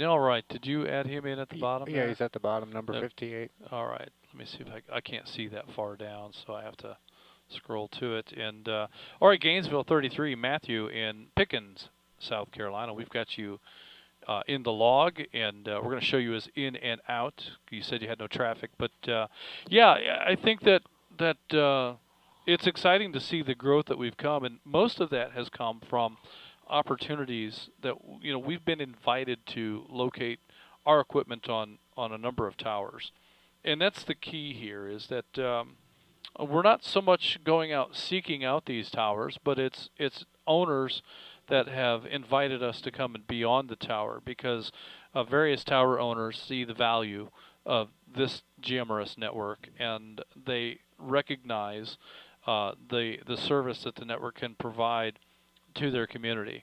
Unlike a standalone repeater, if you just put up a repeater and it is a standalone, it's not linked, it just functions by itself. That gives you sometimes a pretty decent footprint, but it is limited in the number of users and people that it can cover. But by having a linked repeater network such as North Georgia GMRS, it really does expand out your footprint and gives an offering of a much wider base of users. So we have a lot more people that are engaged on our repeater network than we would have if the repeaters were standalone. And it's not that long ago, Flagship, when it was on the Sassafras Tower, that repeater was standalone for quite some time. And although it has massive footprint, and it did have fairly regular use throughout the day, nothing compared to what we have on the linked network today. Even back in the days when Pine Log and Sassafras were our primary repeaters with outstanding coverage on both of them, as standalone repeaters, there was just a tremendous difference in what we hear in daily traffic and traffic throughout the hours of the day. Not just that there's a couple of conversations each day, but there's conversations, throughout the day. And well, just for point of reference here, where the topic tonight is growth, and you're talking about the standalone repeaters being Pine Log and Sassafras were the two main ones.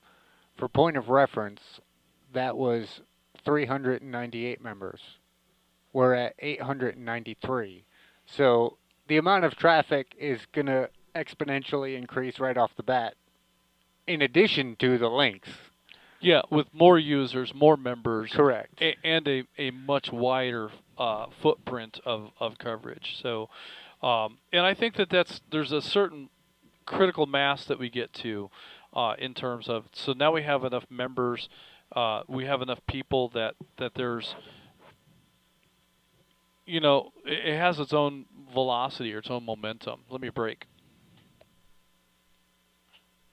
And so people just having conversations about, hey, what's that radio that you have? Who do you talk to on that thing? Or, just the friends and family that our members have, and the excitement that they get when they become members of North Georgia GMRS, and it kind of spreads throughout their circle of people.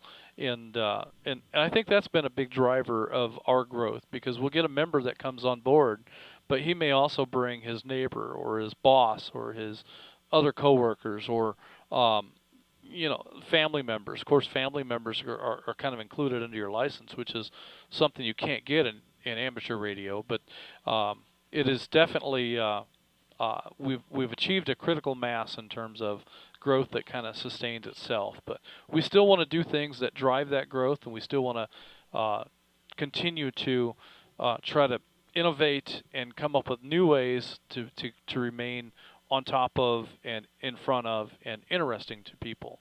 And that's part of what this live stream is all about. So good stuff. All right, where are we at, Jeff? I'm lost in my log. That was Chattanooga 33. I'm sorry, Gainesville 33. Correct. And so next we're going to go to Cades Cove 81. Candace in Rockwood is in and out. Also, Chattanooga 58, Chad in Rome is in and out. And Chattanooga 33, Charles in Chattanooga, in and out. Next I have Chattanooga 160, David in Chicktown. David, why don't you tell us a little bit about your version of growth in North Georgia GMRS? Well, good evening, everybody. Well, we did also add the Skywarn network up here in the Chattanooga region to aid in weather reporting for everybody up here. That was a pretty impressive thing, and thanks to you guys helping me build my net control station here. It's very impressive. A lot's gone on. A lot of work has gone behind the scenes with you guys and building the trailer and everything down all the tower sites. So it's just been very impressive. And a lot of new members. Got to meet a lot of great members, and I think the best so far this year has been G-Fest. It was a lot of work, a lot of things thrown at us, and we were all able to handle it. Let me break. Seeing Jeff with, I don't know, we're going to call him the radio man.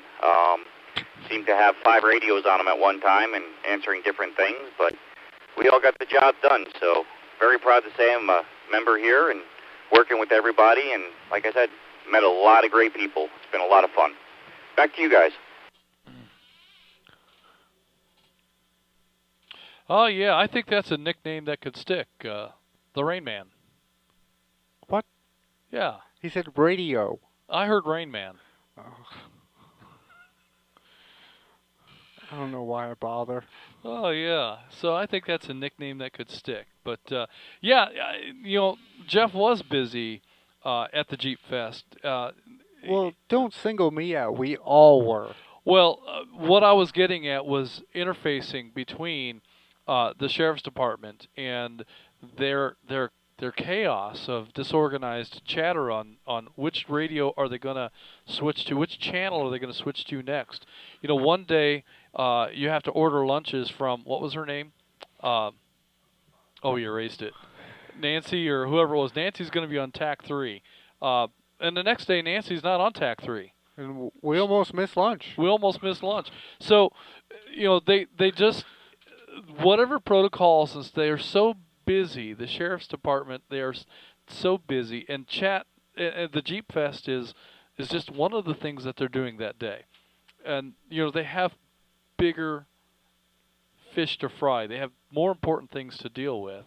And so this becomes a thing that they also do, but they're really still engaged in their primary tasks while they're working at Jeep Fest. And so it seems like things are disorganized and scattered, and in large part they are. But when you take into account the big picture and what their real function is, you kind of, now we can see the importance of having somebody that can interface with them and the community, because they're taxed to the point where they're just not doing that themselves. So, and that's one thing we learned right off the rip, was that that first night out there were some communications problems because they were supposed to be using a channel that we had programmed into our radio so that we could monitor and interface with them, and they were using something else. And we didn't have that channel at that time, and so that created a whole different set of communications challenges.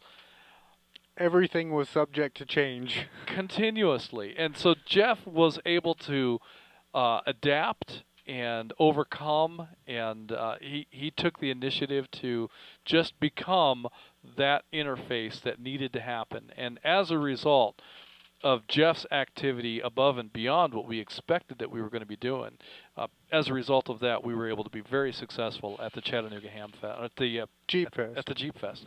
I've got this Ham Fest in my head. We didn't get there yet. We're not even there yet, but we're in preparations for that, and so all of our minds are kind of geared toward the next thing. But yes, the Jeep Fest was a huge success. It was a crazy ton of work. but most of that work is done, and we won't have to do it again next year. We just need to show up and be excellent like we were. Let me break.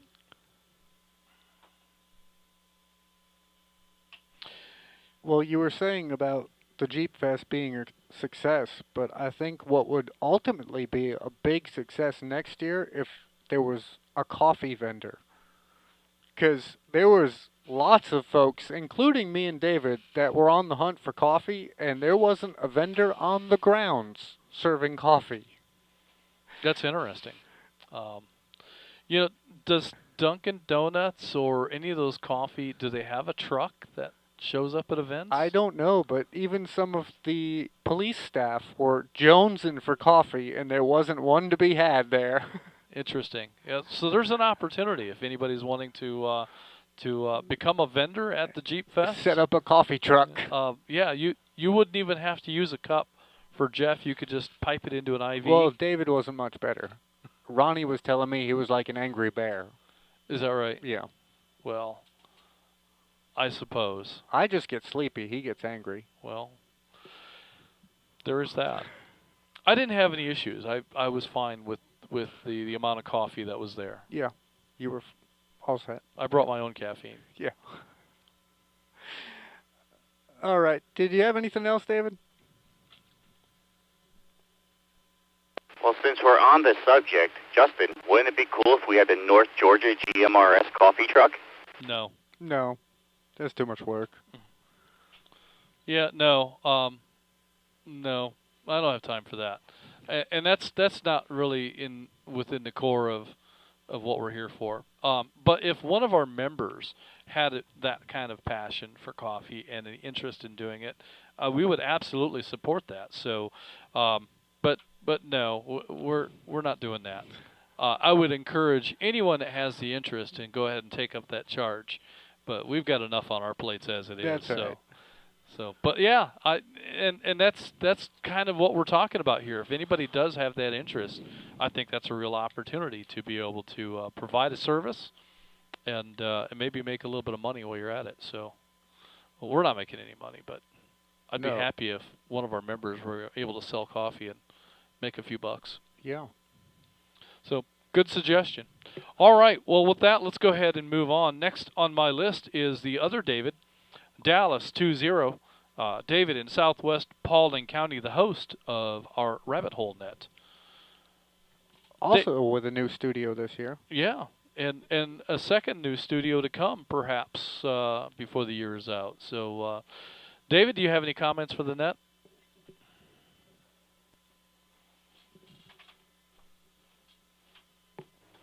Good evening, gentlemen. I just wanted to make a comment on the professionalism that I hear, everybody striving for. You hear all the members that are constantly trying to improve their stations instead of, just letting it run, static or what have you. And everybody's so willing to help. That's one thing about this group is, everyone's so eager to jump in and help and make recommendations. And, it's a great thing to hear and see and be a part of. We just recently had our 1-year anniversary for the Rabbit Hole Net, and I think that's just a huge achievement for us being in North Georgia GMRS for a little over 2 years, and then to be hosting a net.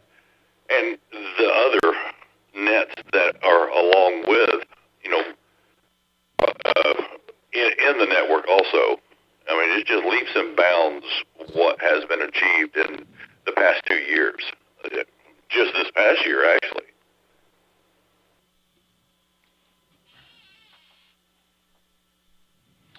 Yeah, it truly has been a remarkable year, and it is kind of exciting to ride the wave and see the progress that we've made, and it causes you to kind of sit here and wonder, what's the next big thing going to be? What does it look like, and how many weekends we're going to have to give up to support it?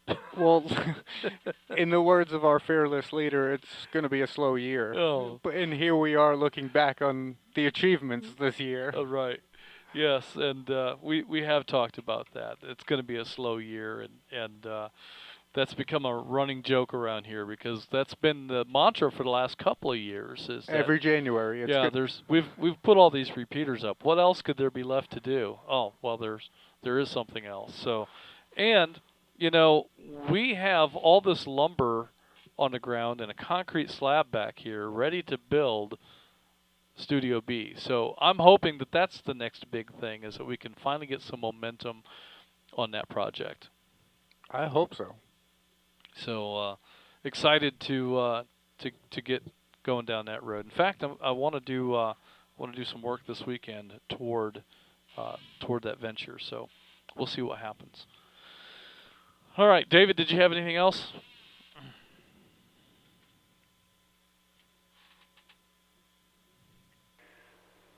Not that I can think of, really. I think everybody else has touched on most of that tonight. It's just that it's an amazing network, and I'm proud to be a part of it. And there's no telling what it's going to look like in another year. That is true. Oh, that is the truth, and I'm excited to see what the next year might bring. Thank you for that, David. Next on the list, I have Dallas 2-1. Lisa in southwest Paulding County is in and out. Also, Dallas 4-9. Doug in Hiram is in and out. That brings us to Cades Cove 83. Bill in Rockwood is in and out. And we have Blue Ridge 5-5. David in Dahlonega. I'm not sure if he was in and out or not. Let's see if David is there. David, did you have any comments for the net? It'd be 3 Davids in a row.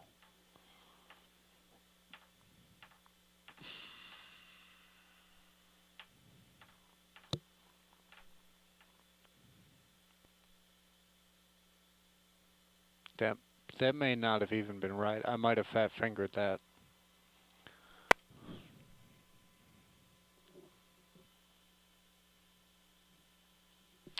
All right, not hearing anything, we're going to go ahead and show Blue Ridge 5-5. David in Dahlonega as in and out, and move right along to Atlanta 2-5-9. Dana also in Dahlonega. Dana, what are your impressions for the growth of North Georgia GMRS Network?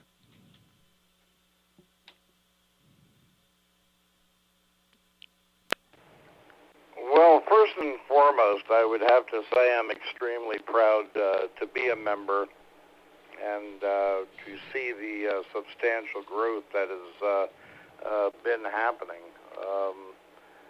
The only thing I would add is, to all of our members that are listening out there, is as a member, we have a responsibility to be professional on the radio, to support new members, and to support programs that are put out by North Georgia. So that being said, that's really it. I think I wrapped it up by a comment I made in one of the posts that North Georgia network fits me like a glove, a comfortable glove. So that's it for me.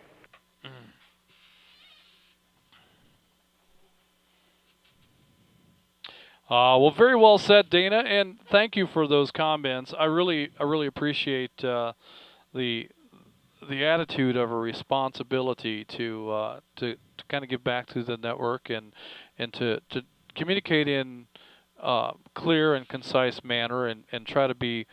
I'm reluctant to use the word professional because but at the same time, we don't really want to project an image of chaos or the recklessness of the CB world. So that's why we get really touchy when we start hearing some of that lingo come out on the network. We just don't want to let the network devolve into what CB radio has become. We want to make sure that this is maintained as a family-friendly atmosphere, and that's first and foremost. That's my concern, is that I want people to be comfortable in having the radio on in the presence of family. I'd like for our conversations on the air to be the same conversations that you might have in front of your 6-year-old grandchild, or your 10-year-old kid. These are the impressions that we need to make on the general public, so that folks are comfortable around family with this network. And I think that doing that has gone a long way towards making this a very inclusive, family-friendly network. Well, that goes for Facebook too. I think that's important. I don't think we have any issues, but just a friendly reminder that, the comments and posts on the Facebook should be treated just like we expect on the air, that respectful, and some people do have their children engaged in the Facebook page as well. And I suppose I hadn't really thought about children on Facebook, but there's no reason not to. And but yeah, that I think is also an important consideration. And generally, I think that we should treat all of our conversations as though there are children present. And when we do that, it allows us to be perceived as a quality environment and a friendly environment and a welcoming environment. So we've accomplished that, and I just want to encourage folks to continue on with that. And Dana, thanks for your remarks. I appreciate you putting that responsibility on our members. I hadn't really thought about it that way.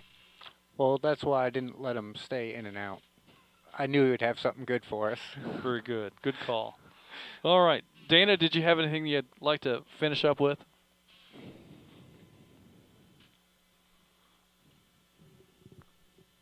No, sir. I think I'll finish just by saying that you guys do a great job, and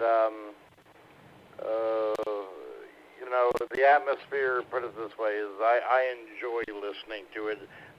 Some of our nets might run long, but I can't think about one that I would have wanted to miss. So the only other thing is I think 236 is next. He is definitely under the weather, so he might not answer yet. That's it for me. Atlanta 259, I'm clear. All right, Dana, I'm glad you brought that up, because I do recall hearing some traffic throughout the day that the bug may have bitten. So we'll call out to Chuck, and if he feels like participating, that'd be great. And if not, then that's okay too. He did check in and out, so we'll give him that opportunity. But Atlanta 236, Chuck in Dawsonville. Chuck, did you have any comments for the net? And if not, you don't even have to reply.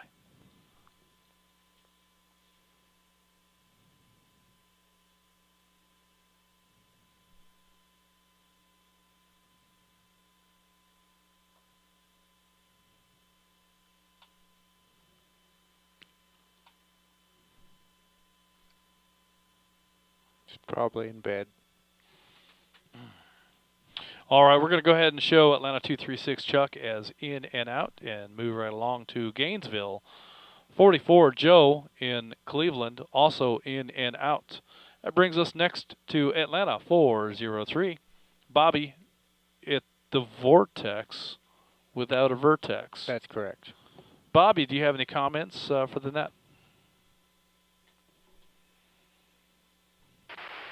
Well, good evening, gentlemen.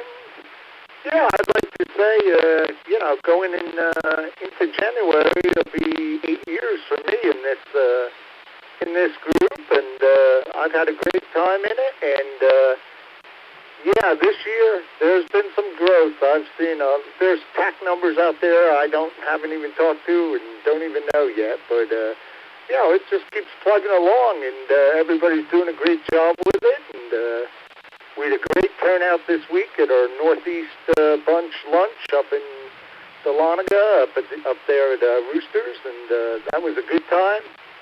Got to meet a couple of new faces there with us, so and I think everybody had a great time. So, and that's about it. Like I said, I've been happy with doing this for 7, 8 years now, and it's great, and it's amazing to see how many more people have joined. Timer.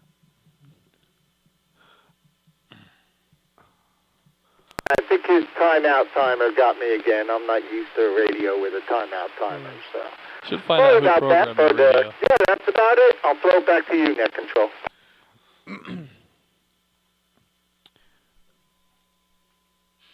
Well, good stuff, Bobby. And yeah, that's a great point. There's more folks out here now than ever, and a lot of TAC numbers. We get to learn TAC numbers from having regular conversations with people, but there's a lot of folks that are out here that just listen and don't come on the air very much, and so we don't really get to know those TAC numbers or those users really very well. But there's lots of folks out there, and we do have a lot of airspace, so we encourage everybody to come out and get on the air.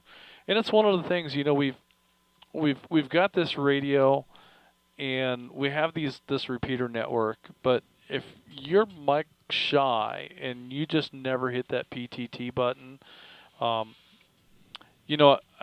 just want to encourage you to get past that. And I think you'll know from listening to this network that it's not that big a deal if you make a mistake in how you identify. It's not that big a deal if you forget something or if you get your numbers wrong, your call sign. We'll help you through it. We want to hear you on the air. We're not nearly as concerned with professionalism as we are with just get on the air. Just get out here, and because really the practice and the radio etiquette, all of that stuff kind of comes together with practice. That's right. It's really hard to get that practice if you don't get on the air. And you've heard many of our new members fumble and stutter, and not literally stutter, but I mean just technologically, go through the motions of learning about radio without having learned anything. But then they buy the wrong piece of equipment, or they buy a lousy HT, or they buy something that doesn't perform like they thought it might, and they end up buying something else, and then something else, and it reminds me of those remote mics, the microphone, plug-in microphone that you can get for the HTs, the inexpensive HTs. You can buy those remote mics for $10 or $12, and they sound terrible. But so many of us have bought those microphones and clip those on our shirts, so we have the speaker mic, right there by our ear, and you could just reach over and hit the PTT on that $6 or $12 plastic microphone, and they just sound terrible. Sounds like a soup can. But it's affordable, and how much have you lost really if you go ahead and just try that out, and then folks realize, okay, well, if I really want a quality microphone, I'm not going to get one for $12. That's right. So they end up learning that lesson, and so many of us have learned those kind of lessons along the way. Let me break.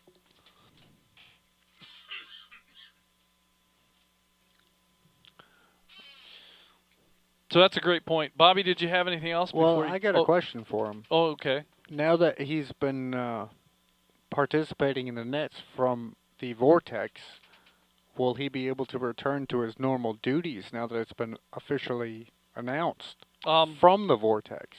I don't have any idea what kind of network availability there is there. So, Bobby, tell us. Yeah, I can do it if you actually get it online, but that's no problem. I just went crazy looking for it tonight, and then we started getting texts and reports in from all corners of our Northeast bunch, and finally determined that, it's not going out over the air. So I checked all the back channels and everything and could not find anything. So I thought I was going crazy, but apparently not. Well, I'm not sure any of us are qualified to establish your credibility, regarding your sanity, but in any case, it's still telling us we're live for 2 hours and 10 minutes, but yet we're not. Yeah, so that's really bizarre. We'll definitely be exploring that. And as Jeff indicated, there's an ISO recording going on right now, so we'll be able to in the next several days be able to put another version of this exact net back on the air if need be. It won't be live, obviously, but that was the goal. That was the goal. That will be the goal, and we've done it before. We're going to return to it.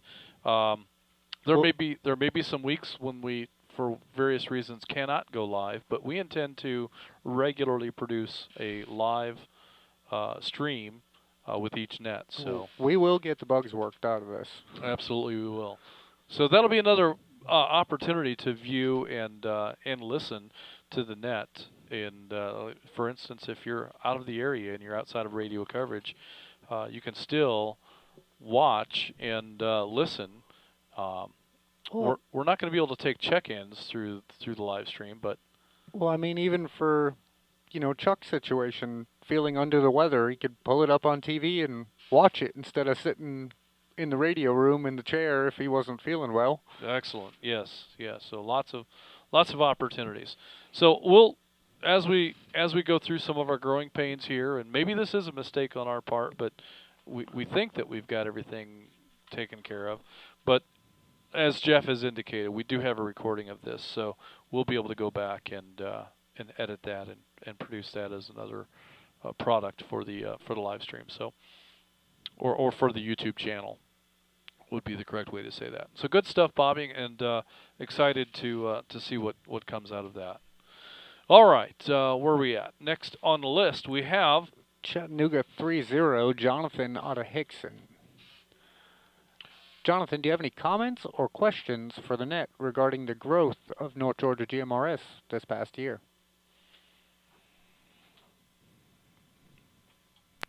Yeah, I can give you my 0.02 megahertz worth on this. So when I decided to start messing around with radios again last winter, I knew I wanted repeater service and found the website mygmrs.com, which has a pretty comprehensive list of repeater locations, and kept looking at the ones around me and kept seeing, man, it's like the same guy has all of these. But it showed that they were available for membership, and looked at a little more, and found the North Georgia GMRS website, and just right at the first of the year signed up for membership. Just like I said, all I wanted was just a little bit of repeater usage, maybe on White Oak 650 or something like that. And I was completely blown away to find out just how many repeaters there were, but how much traffic there was on the repeaters.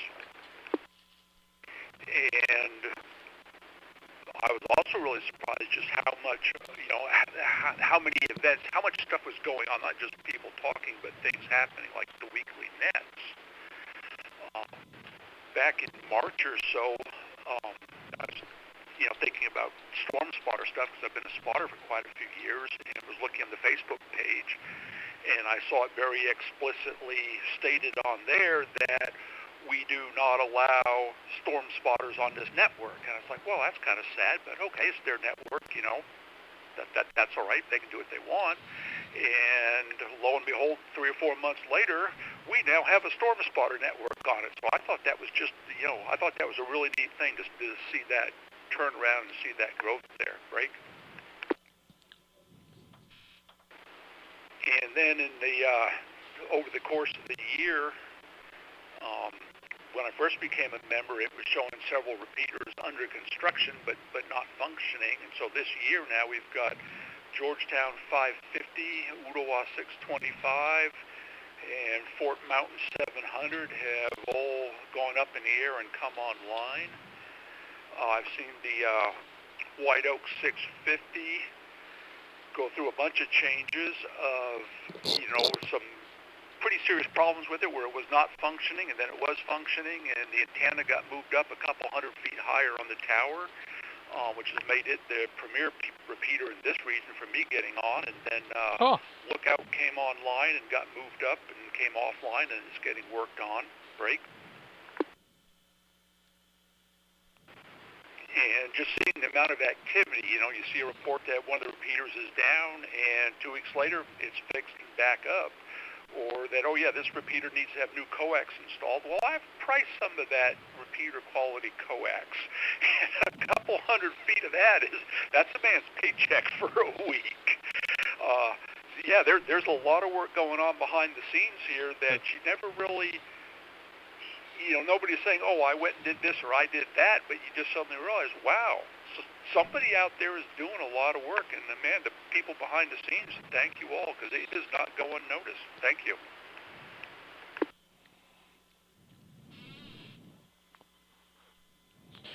Well, that brings to mind another significant development in recent time with North Georgia GMRS, and that is the admin team, the folks that are involved in making decisions and getting things done, scheduling work, recruiting volunteers, doing the work.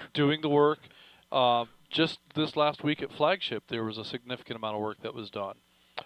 So behind the scenes stuff that really most people wouldn't notice, but we had temporarily mounted the Starlink dish at Flagship because we just wanted to get it in service. And so the place that it was mounted at, it served very well. It's secure. And has a great view of the satellites in the sky, but our concern was that when wintertime comes and ice begins to form on that tower and breaks and falls off, that dish is in that zone and probably would have been destroyed. Yeah, not taking a good hit. No. So we definitely wanted to be sure that we had an opportunity to get that moved before winter hit. And so that was done last week. It's been moved off of the structure and is now hopefully far enough away that any ice that hits it will be pellet-sized rather than frying pan-sized, and will bounce right off rather than crush and destroy. Well, with that as well, there was efforts made towards getting the Blue Ridge link back on, which was a successful failure. Once we got the Flagship side of it fixed, we realized that there was more equipment damage than we had initially thought. So that is why Blue Ridge is not linked back up yet. So we did try to get it fixed, yeah. But so Blue Ridge is going to require a climb and some additional equipment on the other tower. Yeah, so we have to acquire that equipment and arrange for climbing there. And the part of the challenge is I don't know that we're going to get that equipment before the weather turns, and so we're coming up on a time rapidly where climbing is almost done for the season. It's almost done for the season, especially if we get into some of these mountaintop sites. You may have calm, comfortable weather where you are, but oftentimes these tower sites are in a completely different environment weather-wise, and it may not be calm at all there. So let's break.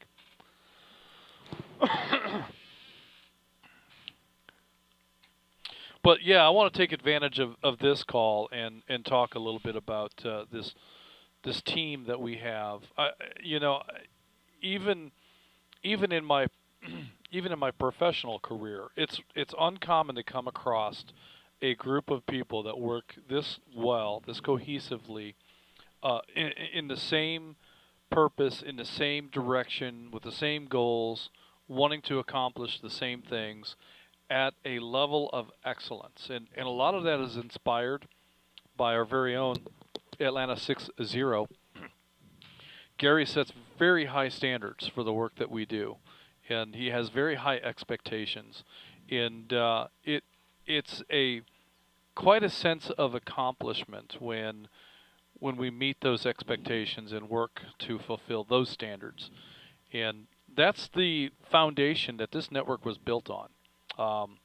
Gary did a lot of this work before any of us ever showed up. And all of the work that was done, all of these locations that were installed at very high standards. And this equipment just works. We don't have equipment blowing up in lightning storms unless it's a rocket radio. Internet link. Yeah.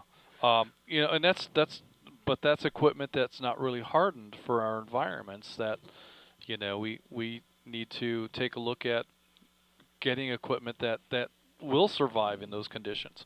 So right now I'm not aware of anything that we can use that is affordable. We could spend a lot of money to replace that link with commercial equipment, STL style radio equipment, but I don't know that the return on the investment is there. So these repeaters that are offline are not truly offline. They are all operating as standalone repeaters. So Blue Ridge right now is a functioning repeater. Lookout Mountain is a functioning repeater. And Ball Ground is another functioning repeater that's standalone, but that one's intended to be standalone. Yeah, we linked Ball Ground for the Jeep Fest purposes, but we talked about it, and before we ever linked it, we kind of decided let's bring it on for Jeep Fest, and let's let it go back to its standalone function, because we found that there's a lot of people that have found value in being able to transition over to Ball Ground from the linked repeater network. So, and that's something that we'll look at in some of our other areas as to whether we can provide additional coverage by providing a standalone option in some areas, wherever it makes sense. So something that we're also looking at. But you know, Jeff and I are, and I think probably Gary too, are all thinking along the lines of we're probably not going to stand up any new repeaters next year. It's going to be an easy year. Yeah. So it'll be a slow year. Yeah. So I don't know what exactly will come from that, but yeah, definitely an outstanding group of volunteers at the head of the organization and throughout. And I can't speak highly enough of the group of people that I've had the pleasure of working with. That's correct. All right. Where are we at? That was Jonathan. That was Jonathan. Did Jonathan have anything else? John, did you have any other comments for the net before we move on? Yeah, I do.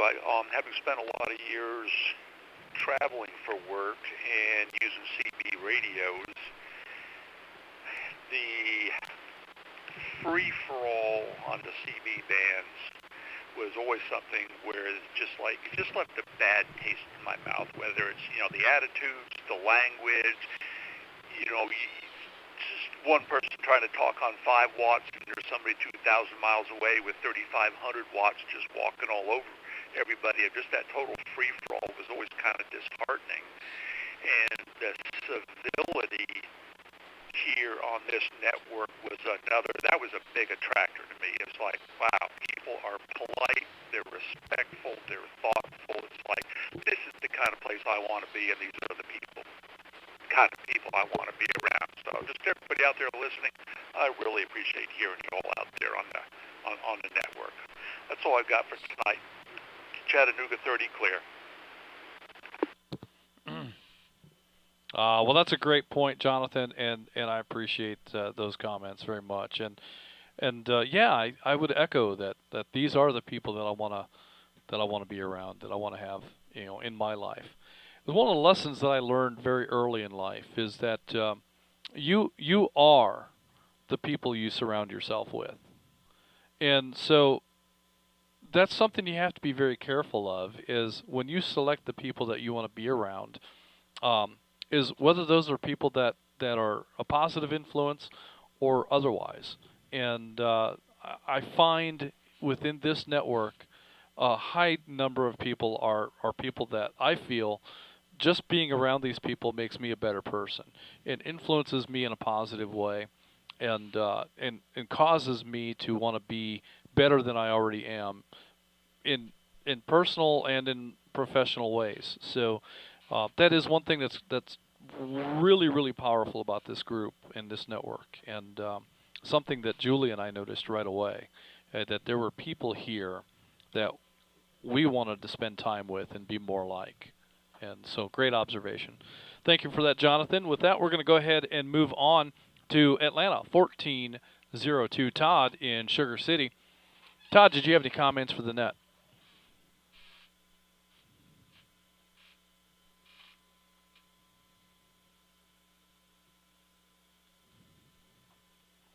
Well, Justin, I had checked in and out, but I'm back out and watching the Braves game. And I will say this, I've only been in here for about 2.5 years, became a lifetime member, I don't know, a little over a year ago for a variety of reasons, but good financial decision on my family's part, and it's been pretty impressive growth in the membership. The new members are, I've got to know many of them over the last several months, and it's been pretty impressive. And it's just a fantastic network. Proud to be a part of it.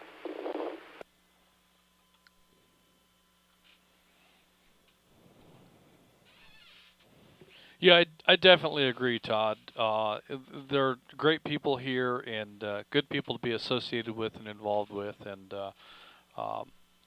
it really is a great place to be able to spend your radio time. And Jonathan had commented about his experience with CB, and it wasn't always that way, but through the lack of any sort of regulation. Of course, I remember a time when CB required a license. You had to have a license to operate a CB. That's right. When the license requirement went away, that environment changed drastically and has become what it is today. I hope that never happens in GMRS. I mean, even when you move down into FRS frequencies, of course, at FRS you don't have the range that CB would have, but the environment in FRS is much better than in CB.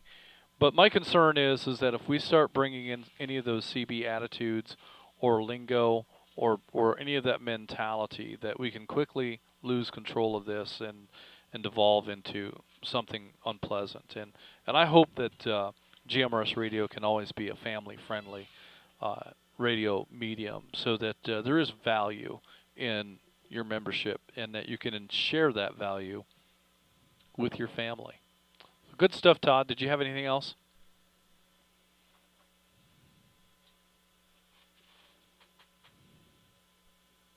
Not too much, Justin and Jeff. You guys do a fantastic job every Thursday night, and of course, you do a whole lot of work.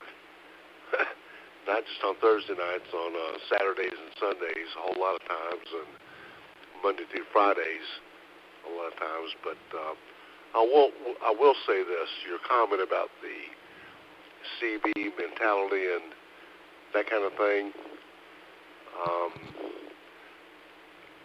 We all know that every now and again something will happen on the network, and it kind of gets handled behind the scenes a little bit, and everything gets kind of reined in. And I'll chalk that up to the leadership of North Georgia GMRS and some of the more senior members that will step up and kind of handle things in a diplomatic way to keep that CB mentality out of here. Anyway, good job, guys. Let me go ahead and back on out. All right, Todd. Thank you for that. And yeah, I think the leadership team's done a great job. One of the things that I have to acknowledge here is that we've had a handful of minor issues that have come up in the last few months. And one thing that strikes me as very interesting is that when we've contacted people about behaviors or about activities on the air and asked for changes in behavior, the response has been overwhelmingly positive. And that demonstrates to me that people recognize the value of being a member, and rather than take offense and being upset and take my ball and go home, they choose to endeavor to comply and follow the rule and follow the expectation and be a part of this network. And we're all better for it. And you're right, things happen. People say things, do things that maybe probably shouldn't have said that. Probably, I mean, all of us, me, everybody does that.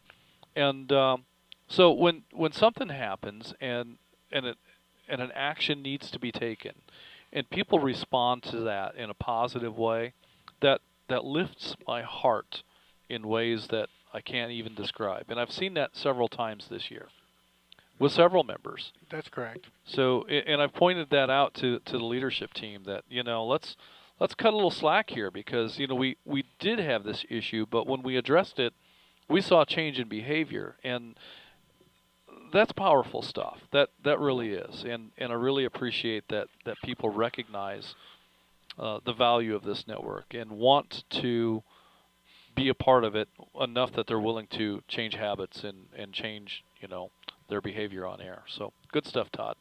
All right, Jeff, where are we at? Looks like Krista, Atlanta 1403, is in and out with us this evening. And that brings us to Atlanta 214, Tyler, incoming. Tyler, did you have any comments for the net? What are your impressions of the growth of North Georgia GMRS Network?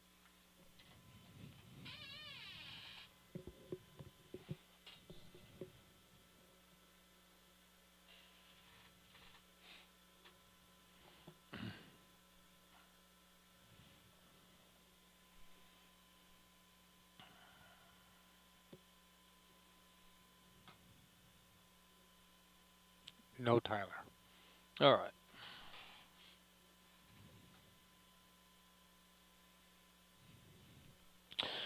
All right, we're going to go ahead and show Tyler as in and out, and we're going to continue to move on. Next on the list, I have a group of in and outs here. I have Atlanta 637, Dave in Kennesaw is in and out. I have Atlanta 725, David in Holly Springs is in and out.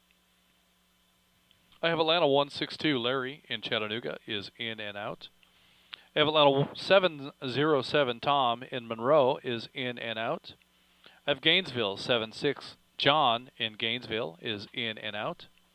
I have Atlanta 532, Tom in Flowery Branch is in and out. I have Atlanta 11, John in Canton is in and out. I have Atlanta 739, Glenn in Canton is in and out. That'll bring me to Chattanooga 84, Jim in Hickson. Jim, what are your impressions of the growth of North Georgia GMRS Network?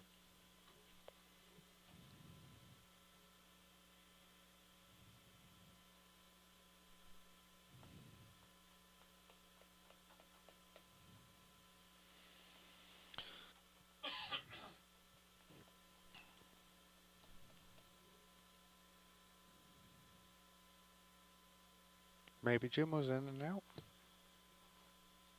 All right, we're going to go ahead and show Jim as in and out and continue to move on to Atlanta 574, Brandon in Monroe. Brandon, did you have any comments for the net?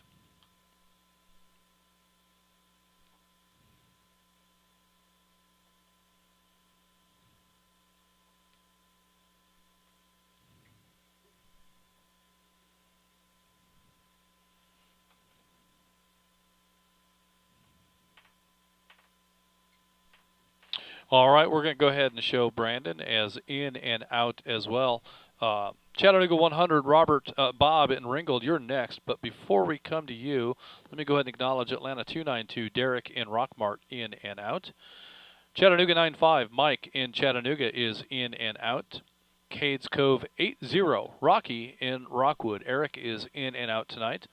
Dallas 37, David in Bowdoin Junction is in and out. And that brings us to Chattanooga 100, Bob in Ringgold. Bob, what are your impressions of the growth of North Georgia GMRS Network?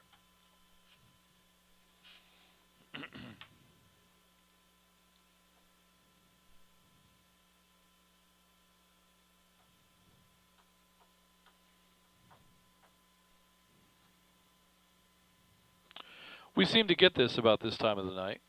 It's usually about 9:30. Yeah.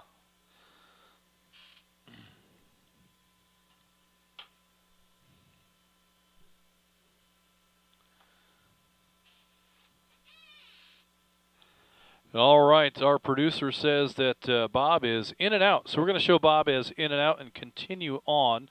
Next on my list, I have another short run of in and outs. I have Dallas 64, Josh in Dallas is in and out. I have Atlanta 849 Pamela in Duluth is in and out. Atlanta 848 Ernest in Duluth is in and out. Dallas 290 Isaac in Dallas is in and out. Atlanta 486 Ben in Woodstock is in and out. Atlanta 412 Scott in Roswell is in and out. Atlanta 585 Blake in Oxford is in and out. CW2 Stephen in Arnoldsville is in and out. Atlanta 168 Tyrone in Jefferson is in and out. Atlanta 531 Steve in Lawrenceville in and out. Dallas 56 Roy in Dallas in and out. And that brings us to Atlanta 26 Flip in the beautiful Druid Hills. Flip, it's great to have you on the air with us tonight. I've seen you there in the log. Was that a self-check-in? I think it might have been. Self-check-out? Yeah. Flip does a self-check-in.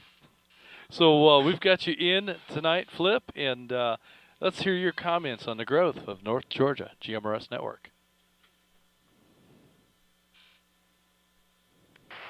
Yeah, you know, when I'm in, right? I am really nothing short of incredibly impressed and honored to be a part of this group. I really respect all the work that you guys have done, and really, I don't know when Atlanta 60 started building this network, but it is really incredible. I listen to, during the day, I scan multiple networks as a ham, as well as GMRS licensed member. And 16 years ago. The activity on North Georgia GMRS is, you know, it's so much more robust than a lot of the ham repeaters, which are almost never used. So I'm really, really impressed.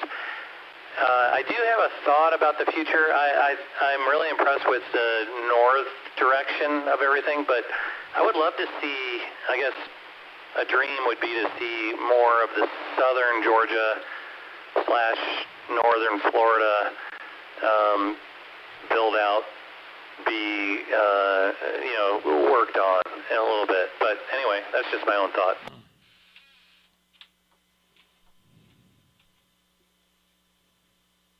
Just need a site. All right, Jeff says if you can find us a site, he's going to go put a repeater up. I didn't say that. I said we just need a site. Yeah, that's what I heard. Oh, boy. So, yeah, it's going to be an easy year next year. Yeah. If the sites come about and the opportunity looks right, we'll definitely consider that.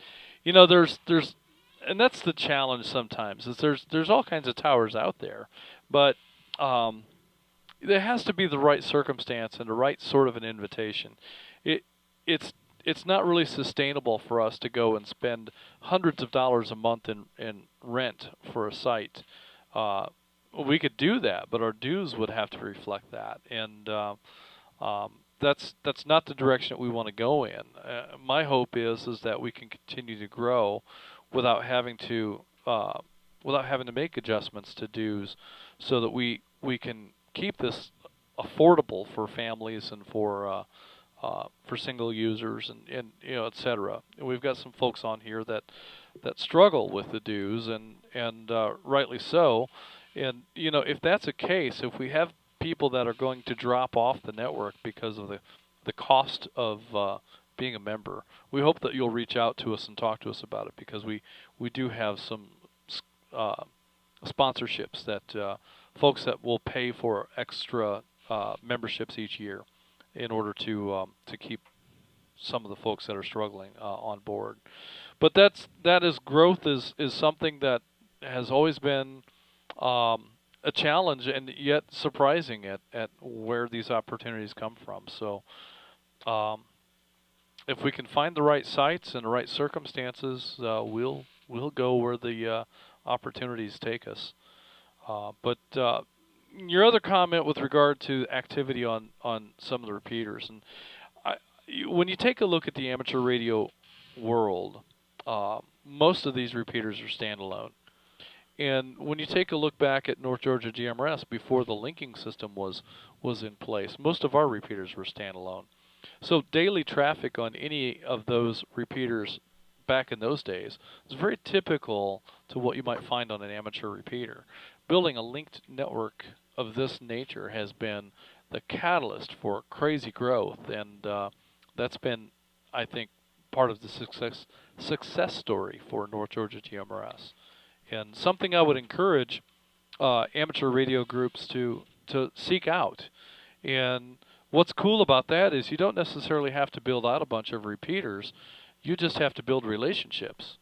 And in large part, that's the root of what North Georgia GMRS is all about. We're all about relationships. This is all about this community building upon the getting to know one another and having respect for one another and being willing to help one another. And that is, I think, the difference maker between what we have here, what other radio networks or what other radio groups I would hope would have. And being open to new ideas. Yes, yeah. I mean, that's the not being afraid to take a chance and find out what's on the other side. So, if these radio groups would join together and create a linked network, I think they might see similar growth and similar utility to what North Georgia GMRS offers. And so the other question that comes to mind with regard to expanding, as Flip suggests, you know, to encompass more of Georgia or even the northern parts of Florida, and I can see a lot of value in that, and being connected while you're, you know, in the Panhandle, while you're in various parts of enjoying Florida, and being able to remain connected back to the core of this network, because I see tremendous value there. But the other thing that I see is, at what point does our network become unmanageably big? And for instance, we already have a scenario where SkyWarn makes sense in the Chattanooga area, but it's not necessarily something that we really want to incorporate on the entire network. Because the weather in Chattanooga, but for instance, this week Chattanooga had a severe weather warning. I don't think they activated, but the National Weather Service issued a severe weather warning. Here, we've had blue skies and sunshine. And nice weather. It did have a cloudy day yesterday. There was some clouds overhead yesterday, and it was a little cooler, but no rain, none at all. So to alert the entire network for a weather event that's in one region of it, you know, we're just too big of a network for that to make sense. So so if we become a larger network, then do we also have to take a look at segregating parts of the network for different nets or different events? Well, I mean, not even that. There was, I think it was Dana that made the comment, or maybe it was another user that said, you know, with regard to seeing a repeater offline or seeing a message on Facebook about something being broken, and then within a week or two it's back to being fixed.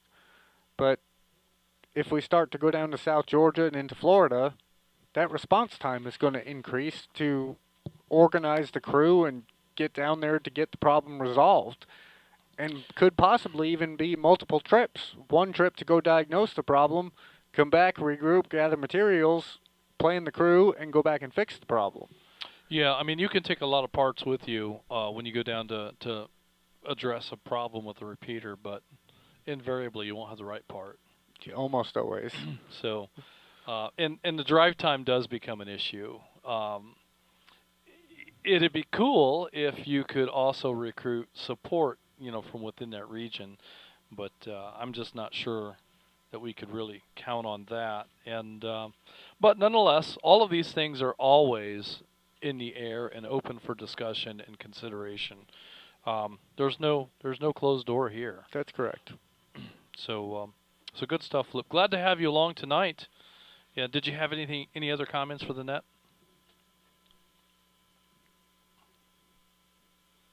Well, thank you guys. I enjoy being part of it. Like I said before, I'm honored to be part of the group, and very impressed with all the work that's gone on. You know, when you talk about the community that you've built, to me, it's really the behind-the-scenes networking work that makes it all so great, and so you know, such a utility to people who want to be able to travel around Georgia and be able to communicate with their family.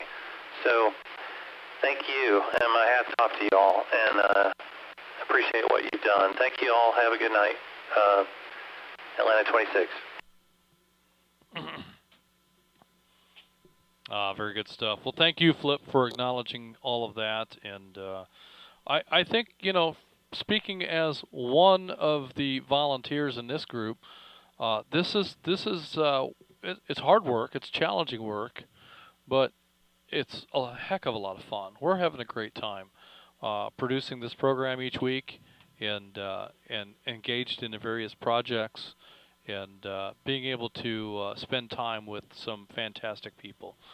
Like I've mentioned before, this is a group of people that I look at, and I see people here that I want to surround myself with, because these are people that bring value to me as an individual, and I can learn from, and I can personally develop from, and I can maybe also share some of what I have. But by and large, my motivation for being around people and choosing the people that I'm going to spend time with is I'm choosing people that selfishly that I can benefit from, not because I can take advantage of them in some way, or that I can score some you know, free labor or free stuff or whatever, but because these are people that will challenge me to be a better person and improve my own character.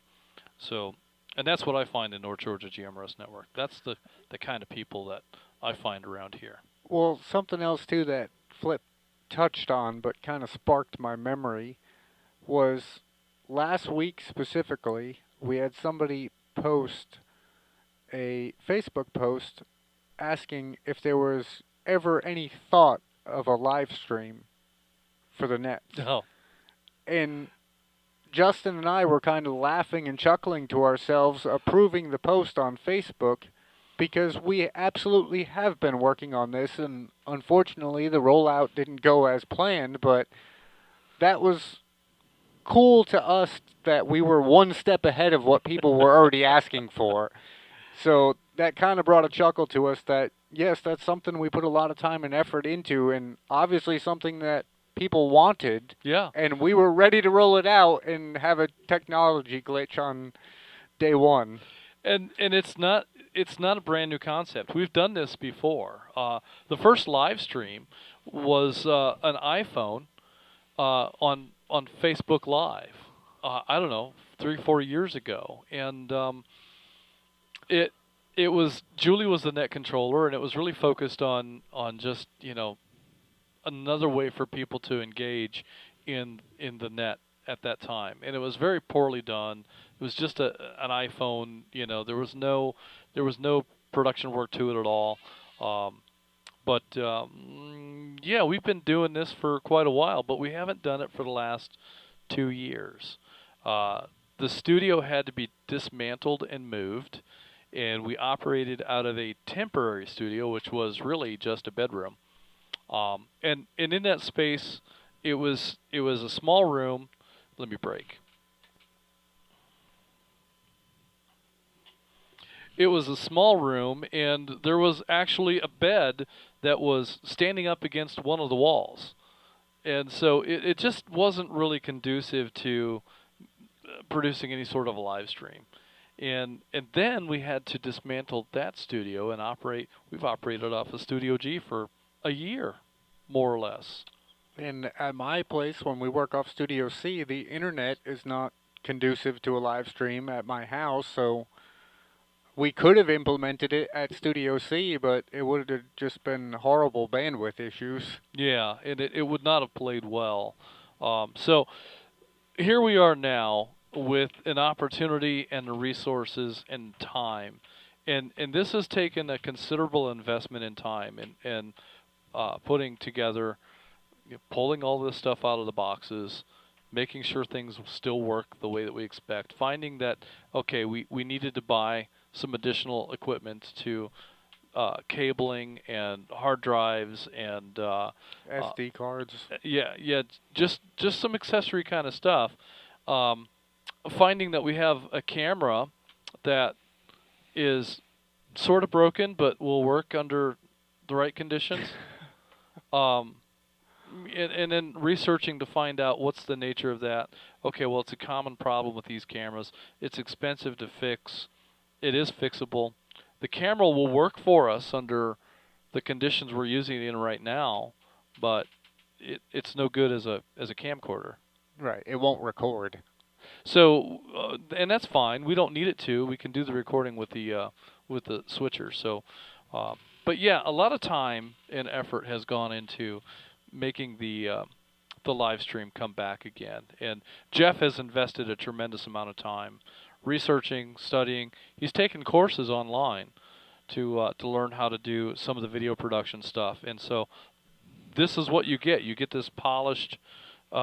Well, we're working on polish. We're not quite there yet. Well, I mean, it's still rough around the edges, but the polish is there. It just, takes some effort to get it to really shine. So, and tonight is a perfect example. We believe that we are streaming. Everything here tells us that we are live streaming, but the audience tells us no, you're not. All right, we'll figure it out. So we plan to produce a live stream each week as long as all the pieces that we need are in place. Some of those pieces aren't obvious. Some of those pieces are time.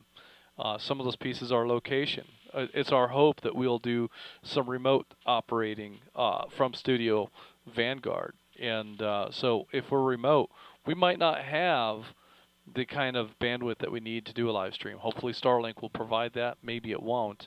But even if we're not live streaming, we can still record. And uplink the following day. Yeah. So we should be able to produce a program, hopefully every week.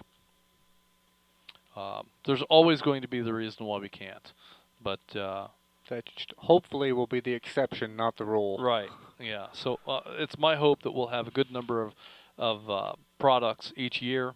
And it's also my hope that you'll find interest and value in a live stream, and that you'll go watch it when it's available, and that you'll like and subscribe and help to drive that channel. So make it worth the effort for us. Yeah, definitely do that. If you guys like it and subscribe and the numbers show to support that you enjoy what we're doing, then we'll keep doing it. That's right. That's right. All right, so we have one more on our list. That would be Gainesville 33, Matt in Pickens, South Carolina. Matt is in and out, but he's listening in. Also asking that we expand into the South Carolina area, which again, all boils down to opportunities. So hopefully something will come and we can satisfy that request. That is the end of our roster at this time. We're going to take one quick call for any late check-ins. Any questions or comments? The floor is open. Net Control, standing by. Yes, he is. Chattanooga 144, WRVA 679.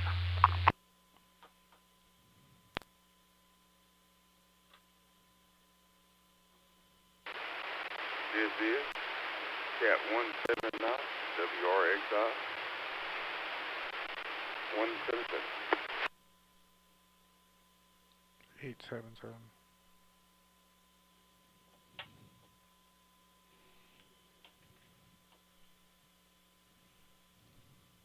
Sis, Lieutenant 880, Dale, in Peachtree Corners. Come in.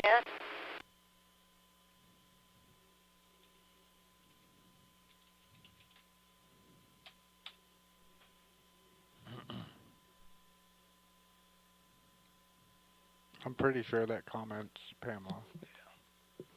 That seems right.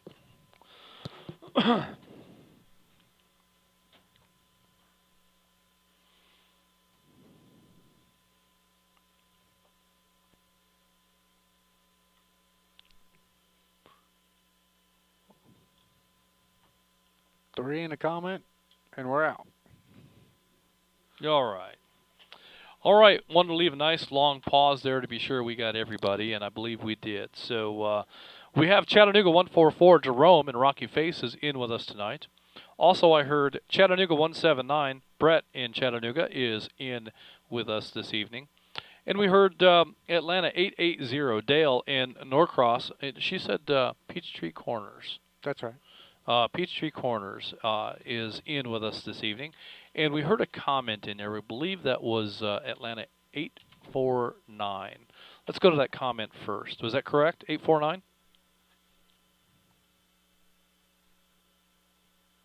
This is WROB 245 Atlanta 849, and you are correct in that. This is Atlanta 420 WRFS 771, also checking in. Thought I got in there as well there. Awesome.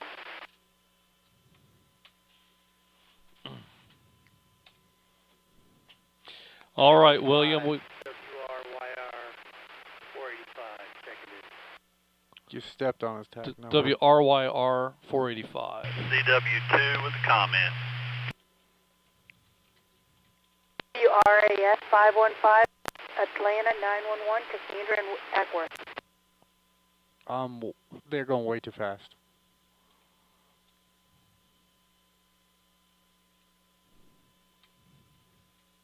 Was it CW2 with a comment, I think? Yeah, that's right. There was another one in there we missed.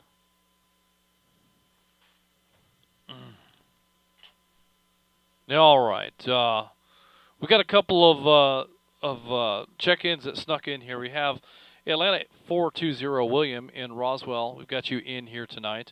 Also, I heard Atlanta 911 Cassandra in, well, she hasn't updated her location information because it says Kennesaw. I think she's currently in Ackworth, but we've got her in Kennesaw. So she was in Kennesaw. She moved to Woodstock, and now she's in Ackworth.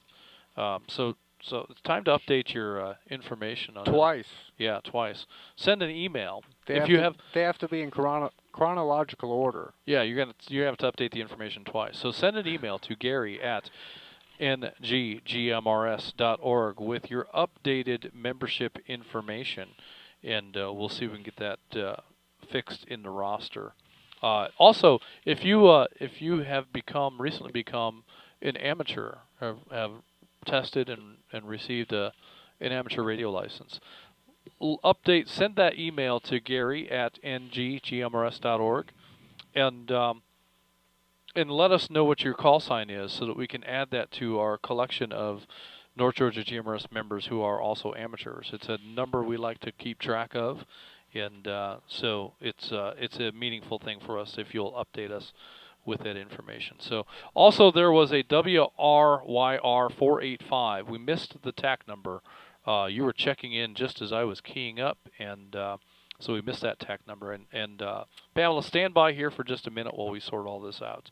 WRYR 485. Can you repeat your check-in, please?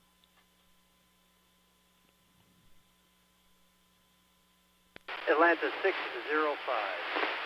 Over. I'll fix it. Go ahead.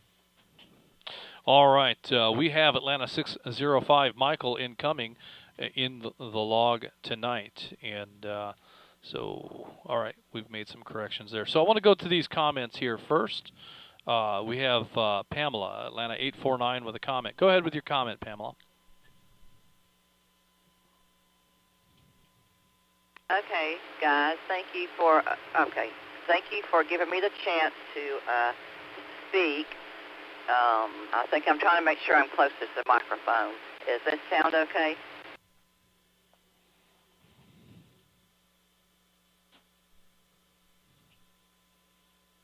Yeah, Pamela, you sound just fine. Please continue. Okay, great. Just want to say I have really enjoyed getting to know all these people on the network. We haven't even been on it a year, and can't never imagine the people we were going to get to actually meet face to face. It's been like a kind of a new world, I guess. We retired, and it's definitely made a difference in what we do and what goes on. And I look forward to the net every week, and whatever the subject's going to be. We never know. It's always interesting, to say the least. But the people are great, and such a great group of people. I can't wait, like I said. So all these things just have made a difference in our lives, and we look forward every week to being able to hear what's going on and all the different things coming up. We're looking forward to the Stone Mountain Ham Fest, which is the first time we got a chance to get out and meet everybody. So it's just a new group of people. I just really enjoy it, and it's really made a difference in our life. And so I'll give it back to you. Thanks.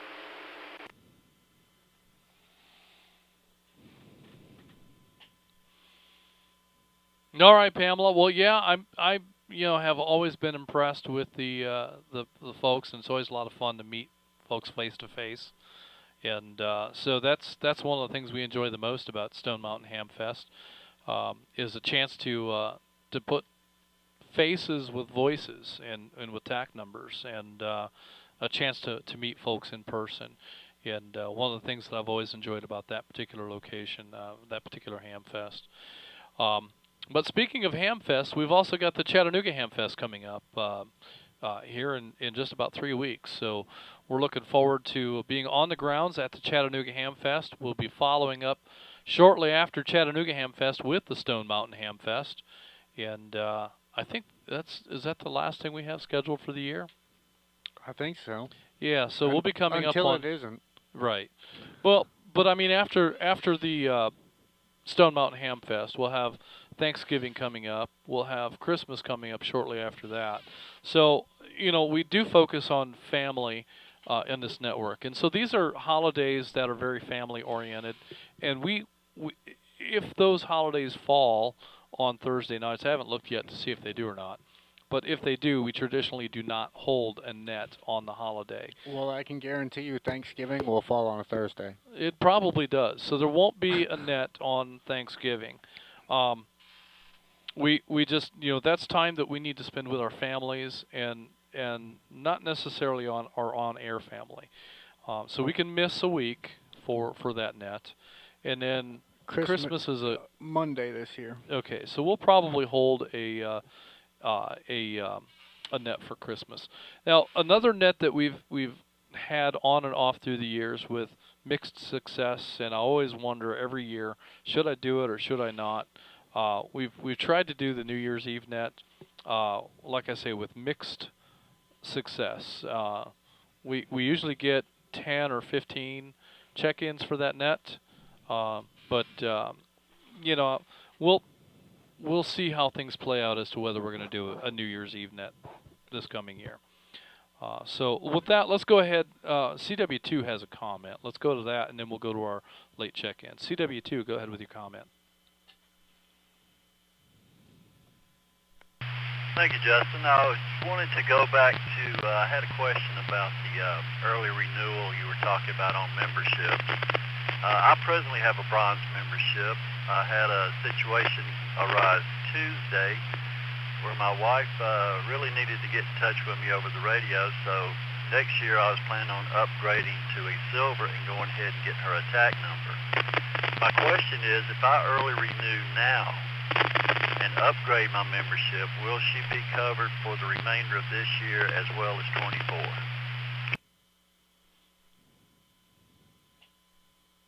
Well, that's a great question. And, yeah, if you upgrade your membership level now, that it takes effect now. And that will carry you through the remainder of 2023 and all of 2024. So that's a great way to to go ahead and exercise that upgrade and get the advantage of it now instead of waiting. Chances are good his TAC number will change. That is a consideration. So for folks that entered, became members at the bronze level, a lot of times there are other users that will have TAC numbers very close to yours. So when you go to upgrade your membership, in order to have consecutive TAC numbers, which we kind of require for family units to have consecutive TAC numbers, because it becomes a nightmare to manage, who is related to who in the database if we don't do that. So in order to have the consecutive tactical unit numbers, we may need to move you from CW2 to something that has enough open spots to cover the change that you're wanting to make. So that's something too for folks that are considering becoming a member but haven't pulled the trigger yet.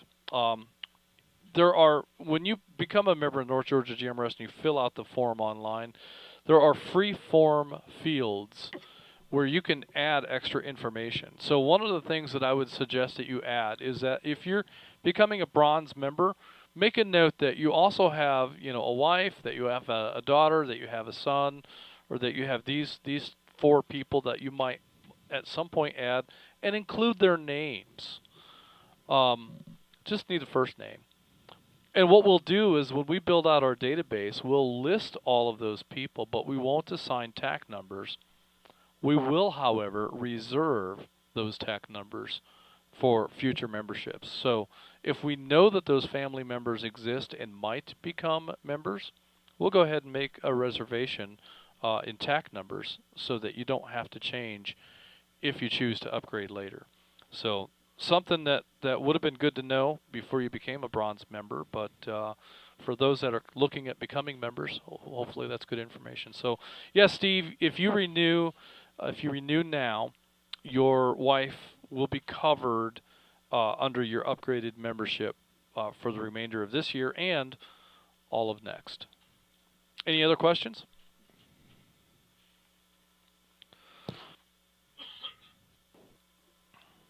No, Justin, I think looking at the membership roll, I know CW1 is open. If I could request that, or if that's a doable thing, that'd be fine. If not, whatever we have to do.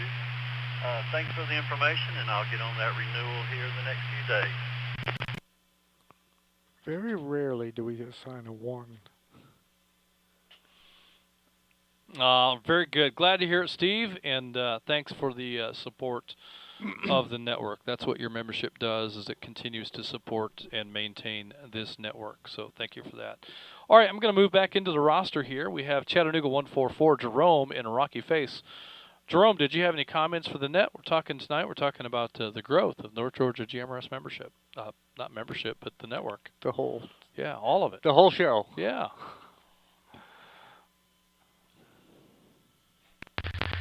Well, I just want to say hello to you guys. Always do a great job on the net. Y'all keep it lively and interesting and always have good topics. So hats off to you guys. I know y'all guys put a lot of work in, like some of the other members have said, behind the scenes that we never see and we never know about. A lot of hours put in there. So thanks to you guys and everybody else that does it. No way I could name everybody that helps the network. But everything's going good. Yeah, the network has grown. I've seen it grow. I've been in about a year, I think, almost a year. And really grown. Repeaters coming online, upgrades, a lot of stuff. I really enjoy it. I've been trying to be a part of it and help out with a couple of different sites. I enjoy doing technical stuff, so that's kind of my forte. I enjoy, and I'm glad to help do it if I can. Nothing much other than that. About missed a net tonight. I went out to my truck to turn my radios and lock my van, and I heard the radio talking, and I thought, oh, it's net night. I got to get on.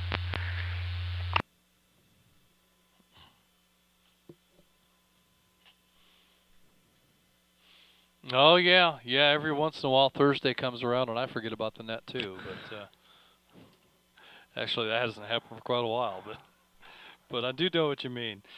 So, yeah, there are a lot of people, and you mentioned you couldn't name them all. Jerome, I couldn't name them all.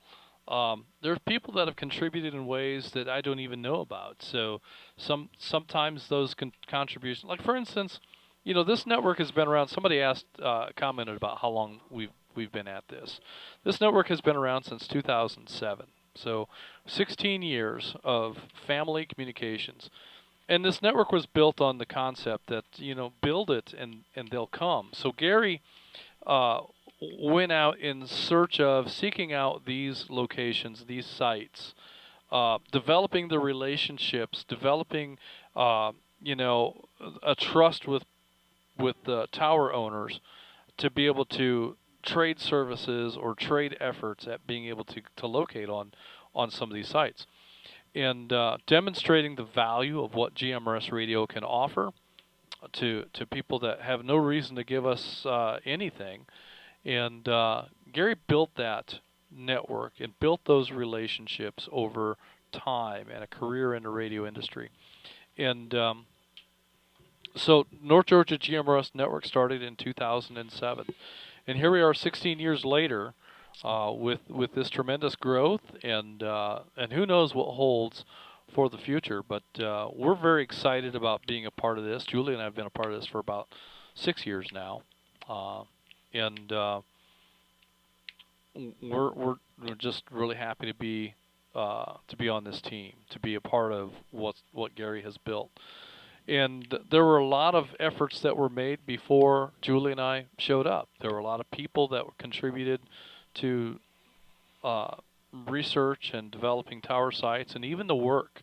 All the tower work was done. Gary climbed most of these sites himself, installed the equipment on those sites with a helper and a person on the ground. Miss Diana. Yeah. And, I mean, could you imagine the work that we did at Flagship? Could you imagine 3 people doing all that work? No.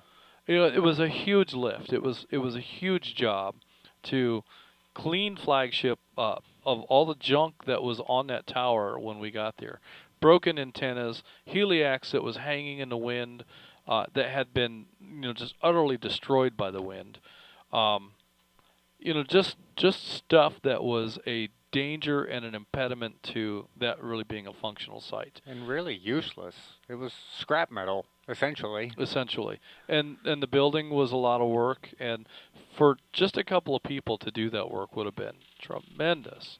But having a network of users and volunteers, we've made tremendous strides at that location and have turned it into a flagship for the network.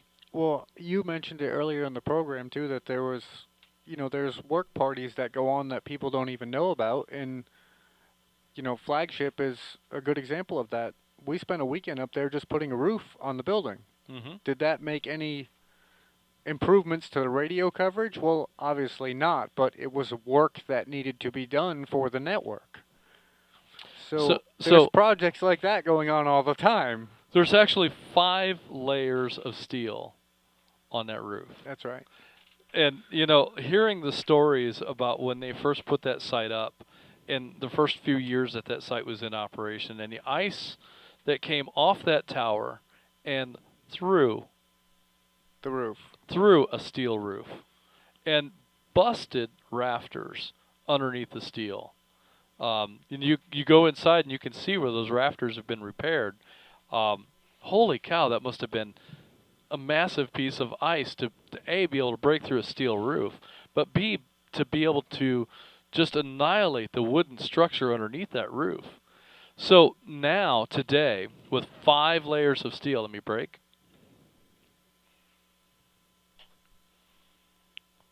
With 5 layers of steel on that roof, instead of the ice coming down and punching a hole through the steel, it bounces. And it scares you out of your socks if you're in the building. Oh my golly, is it loud. But the impact now has to displace 5 separate sheets of corrugated steel with corrugations that don't necessarily lay exactly as you might think they should. And so that creates a certain bounce And so that gives that roof the opportunity to dissipate the energy rather than have to absorb all of it through a sheet of steel. And so that roof can now withstand the ice much better. Hopefully it's the last roof we have to put on it. But I hope so. But who knows? We may be up there in a few years putting on the 6th layer of steel. I hope not, but it could happen. And if it does, we'll recruit some volunteers to go up and we'll have a work party. We'll provide the steel and the tools, and we'll ask folks to come up and provide labor. It's usually how it goes. So, yeah. And there's all kinds of opportunities. And sometimes we lose track of the people that have asked to help and contribute. Don't be afraid to ask again. If we haven't responded, we've just lost track of it, is all. There's always a need. There's always some effort underway to get things done. So good stuff. With that, we're going to go ahead and move on from Jerome to Chattanooga 179. Brett in Chattanooga. Brett, did you have any comments for the net tonight?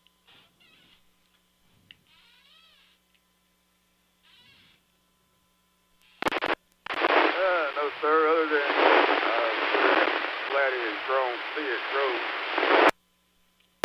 It's a lot of fun. I've been listening to amateur radio and here. Still don't have lots of it there.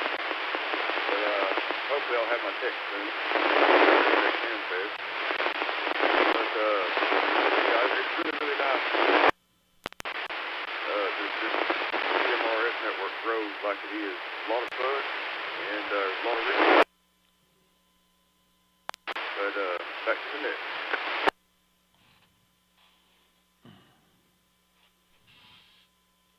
All right, Brett. Well, that's a great point, and one we haven't really talked about tonight, and that is the opportunity to take your amateur license test at the Chattanooga Hamfest.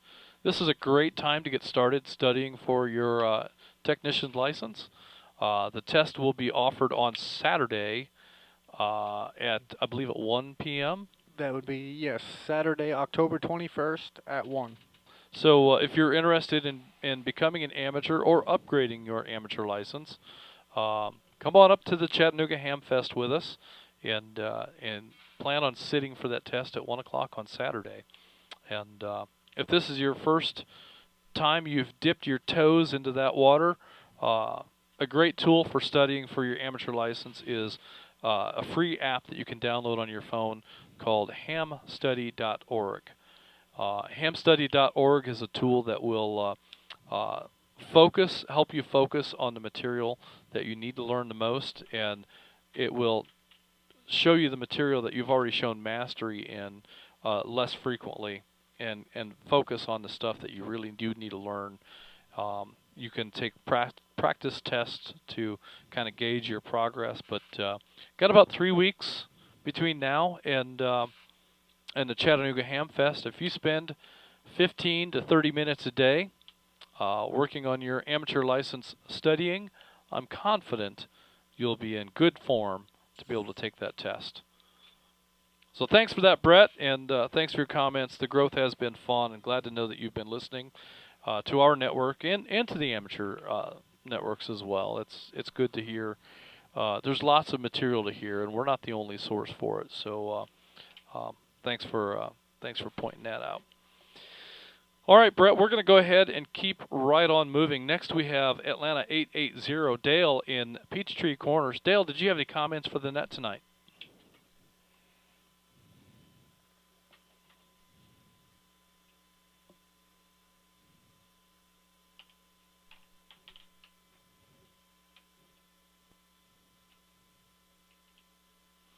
It's been 20 minutes since she checked in. She may have been in and out, and we just didn't hear it. All right, we're going to go ahead and show Atlanta 880 Dale in Peachtree Corners as in and out. And while I'm here, I'm just going to take a moment and acknowledge the Wednesday evening net has come a long way, and the quality of the net, the way that it's presented, and the way that it's organized has shown tremendous improvement in the time that they've been on the air. So congratulations to the ERC net for that.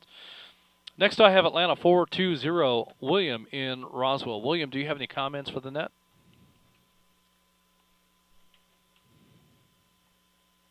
Control, this is Atlanta 420, WRFS 771. I apologize if when I tried to log in there, I started at the beginning, did not hear anything back after I gave my delay, so I must have stepped on someone at the same time there. Just want to know, can you hear me all right from my location? Over.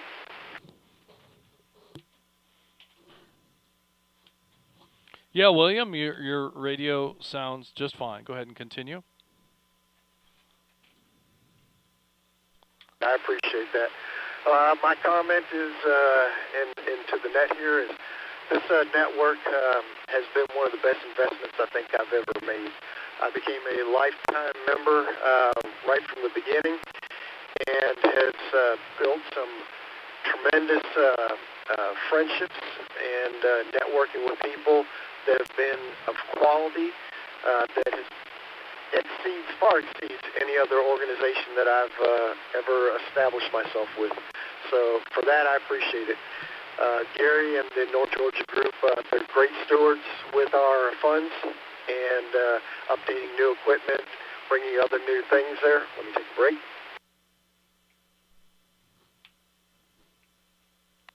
And this is a task that this could not be done by individuals on their own, but this is all a labor of love with many people that work behind the scenes to make sure our repeaters work on a constant basis. And I can't say more about the group there. Talk to Gary if you consider, if you want a challenge to move up to a lifetime membership. Gary will work out something with you there on that. And for those that have hardships but like staying with the network, again, reach out. We want to keep you as a member if you're using the network, and because it's a family network and it's a family group, and I don't regret one moment of the new friendships that I've developed in this network there. Over.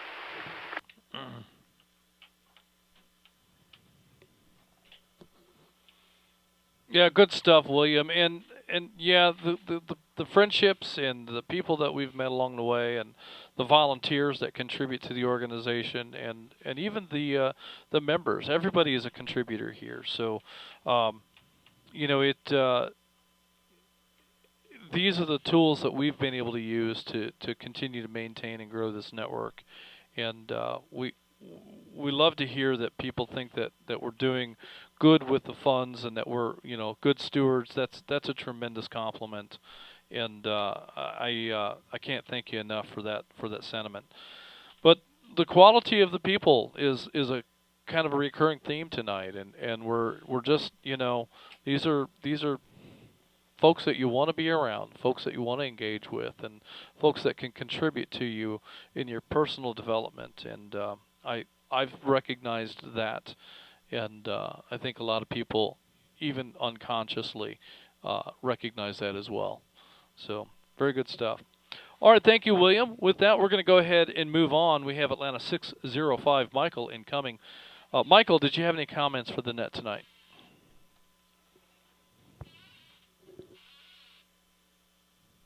One of the things that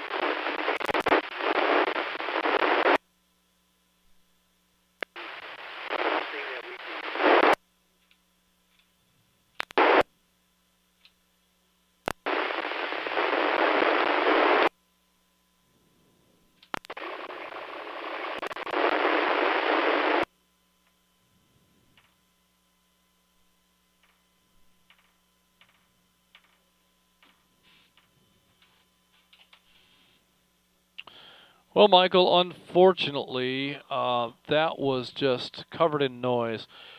The only thing I got out of that is one of the things that and then after that you were just faded out. Yeah, it was just covered in noise. So we lost you completely there, so I don't know what your comments were, but I appreciate you being a part of the net tonight. We're going to go ahead and move on next to Atlanta 911. Cassandra in Kennesaw, Woodstock, Ackworth. She's all over the place. Yeah.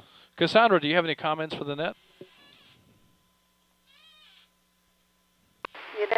Other than Tweedledee and Tweedledum over there at Net Control giving me a hard time, I'm going to have to call the big boss and see what the hang-up is, because I've sent him an email, and I've updated it when I did my renewal, but whatever.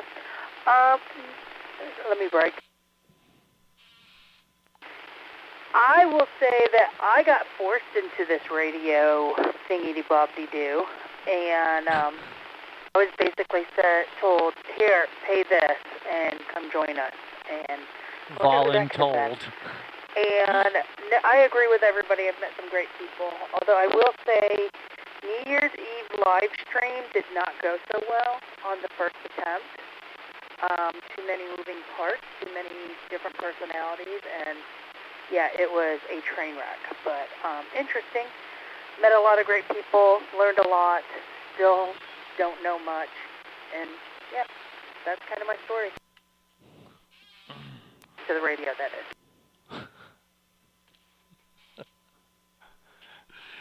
All right. Well, she beat you to it. Yeah, I suppose. She slammed the door before you could walk through. Being voluntold to contribute to the network is still a contribution, and we don't get you on the air near as much as we would like, but I know how busy you are sometimes.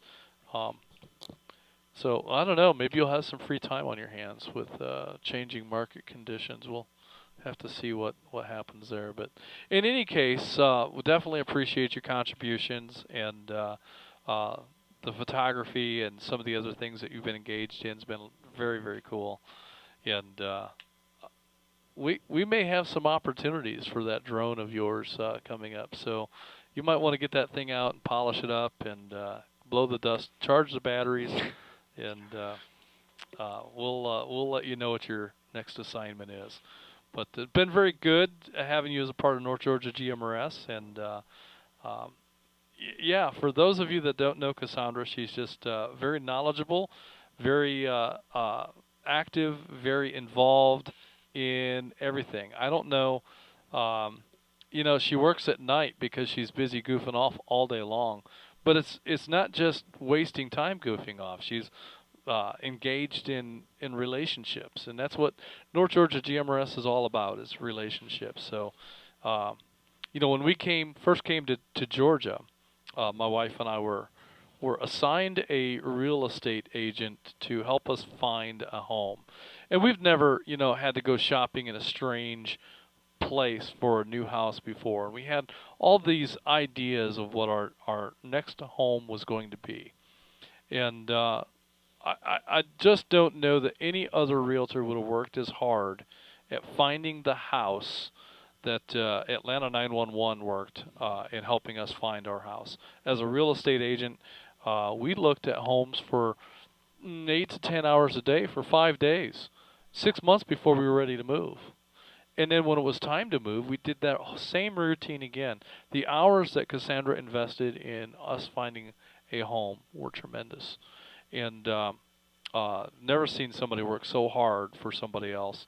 And when it was all said and done, Cassandra found the property that we're at right now. And through experience, through intuition, through a gut instinct, I'm not sure what, but it didn't meet any of the criteria that we had defined for Cassandra. That we want a house that's this, that's this, that's this. This house is none of that. But we've been here for 13 years. That's literally the truth. We've been here for 13 years, and we love this place. We love the community, the neighborhood. We wouldn't trade it for the world. And along the way, we gained a friend, a lifelong friend, that started off as a real estate agent and has become somebody that's very dear to us through the years. So, Cassandra, thank you for working your butt off for weeks with us and helping us to find the house that we didn't know we were looking for. Very good stuff. All right, you are the end of our list, and we're going to go ahead and call it right here. If you didn't get an opportunity to check in tonight, I apologize for that, but we did leave some fairly large windows for check-ins, and we definitely don't want to leave anybody behind, but definitely try to check in with us next week. We would love to hear you on the air. This will conclude the North Georgia GMRS Regional Net. Tonight we had a total of 64. Is that right? Yes, sir. 64 check-ins. Wow, that's a big net, including Jeff and myself. Net Control will now be returning the repeaters back to normal use so they can cool off. Everyone who signed in should sign out. I want to say thanks to each and every one of you for allowing me to serve as your Net Control this evening. Good night, everyone. This is Atlanta 946, WQIR 514. My name is Justin. And Atlanta 750, WRMR 367. My name is Jeff. We are North Georgia GMRS Network. And we are clear. Good night, everybody.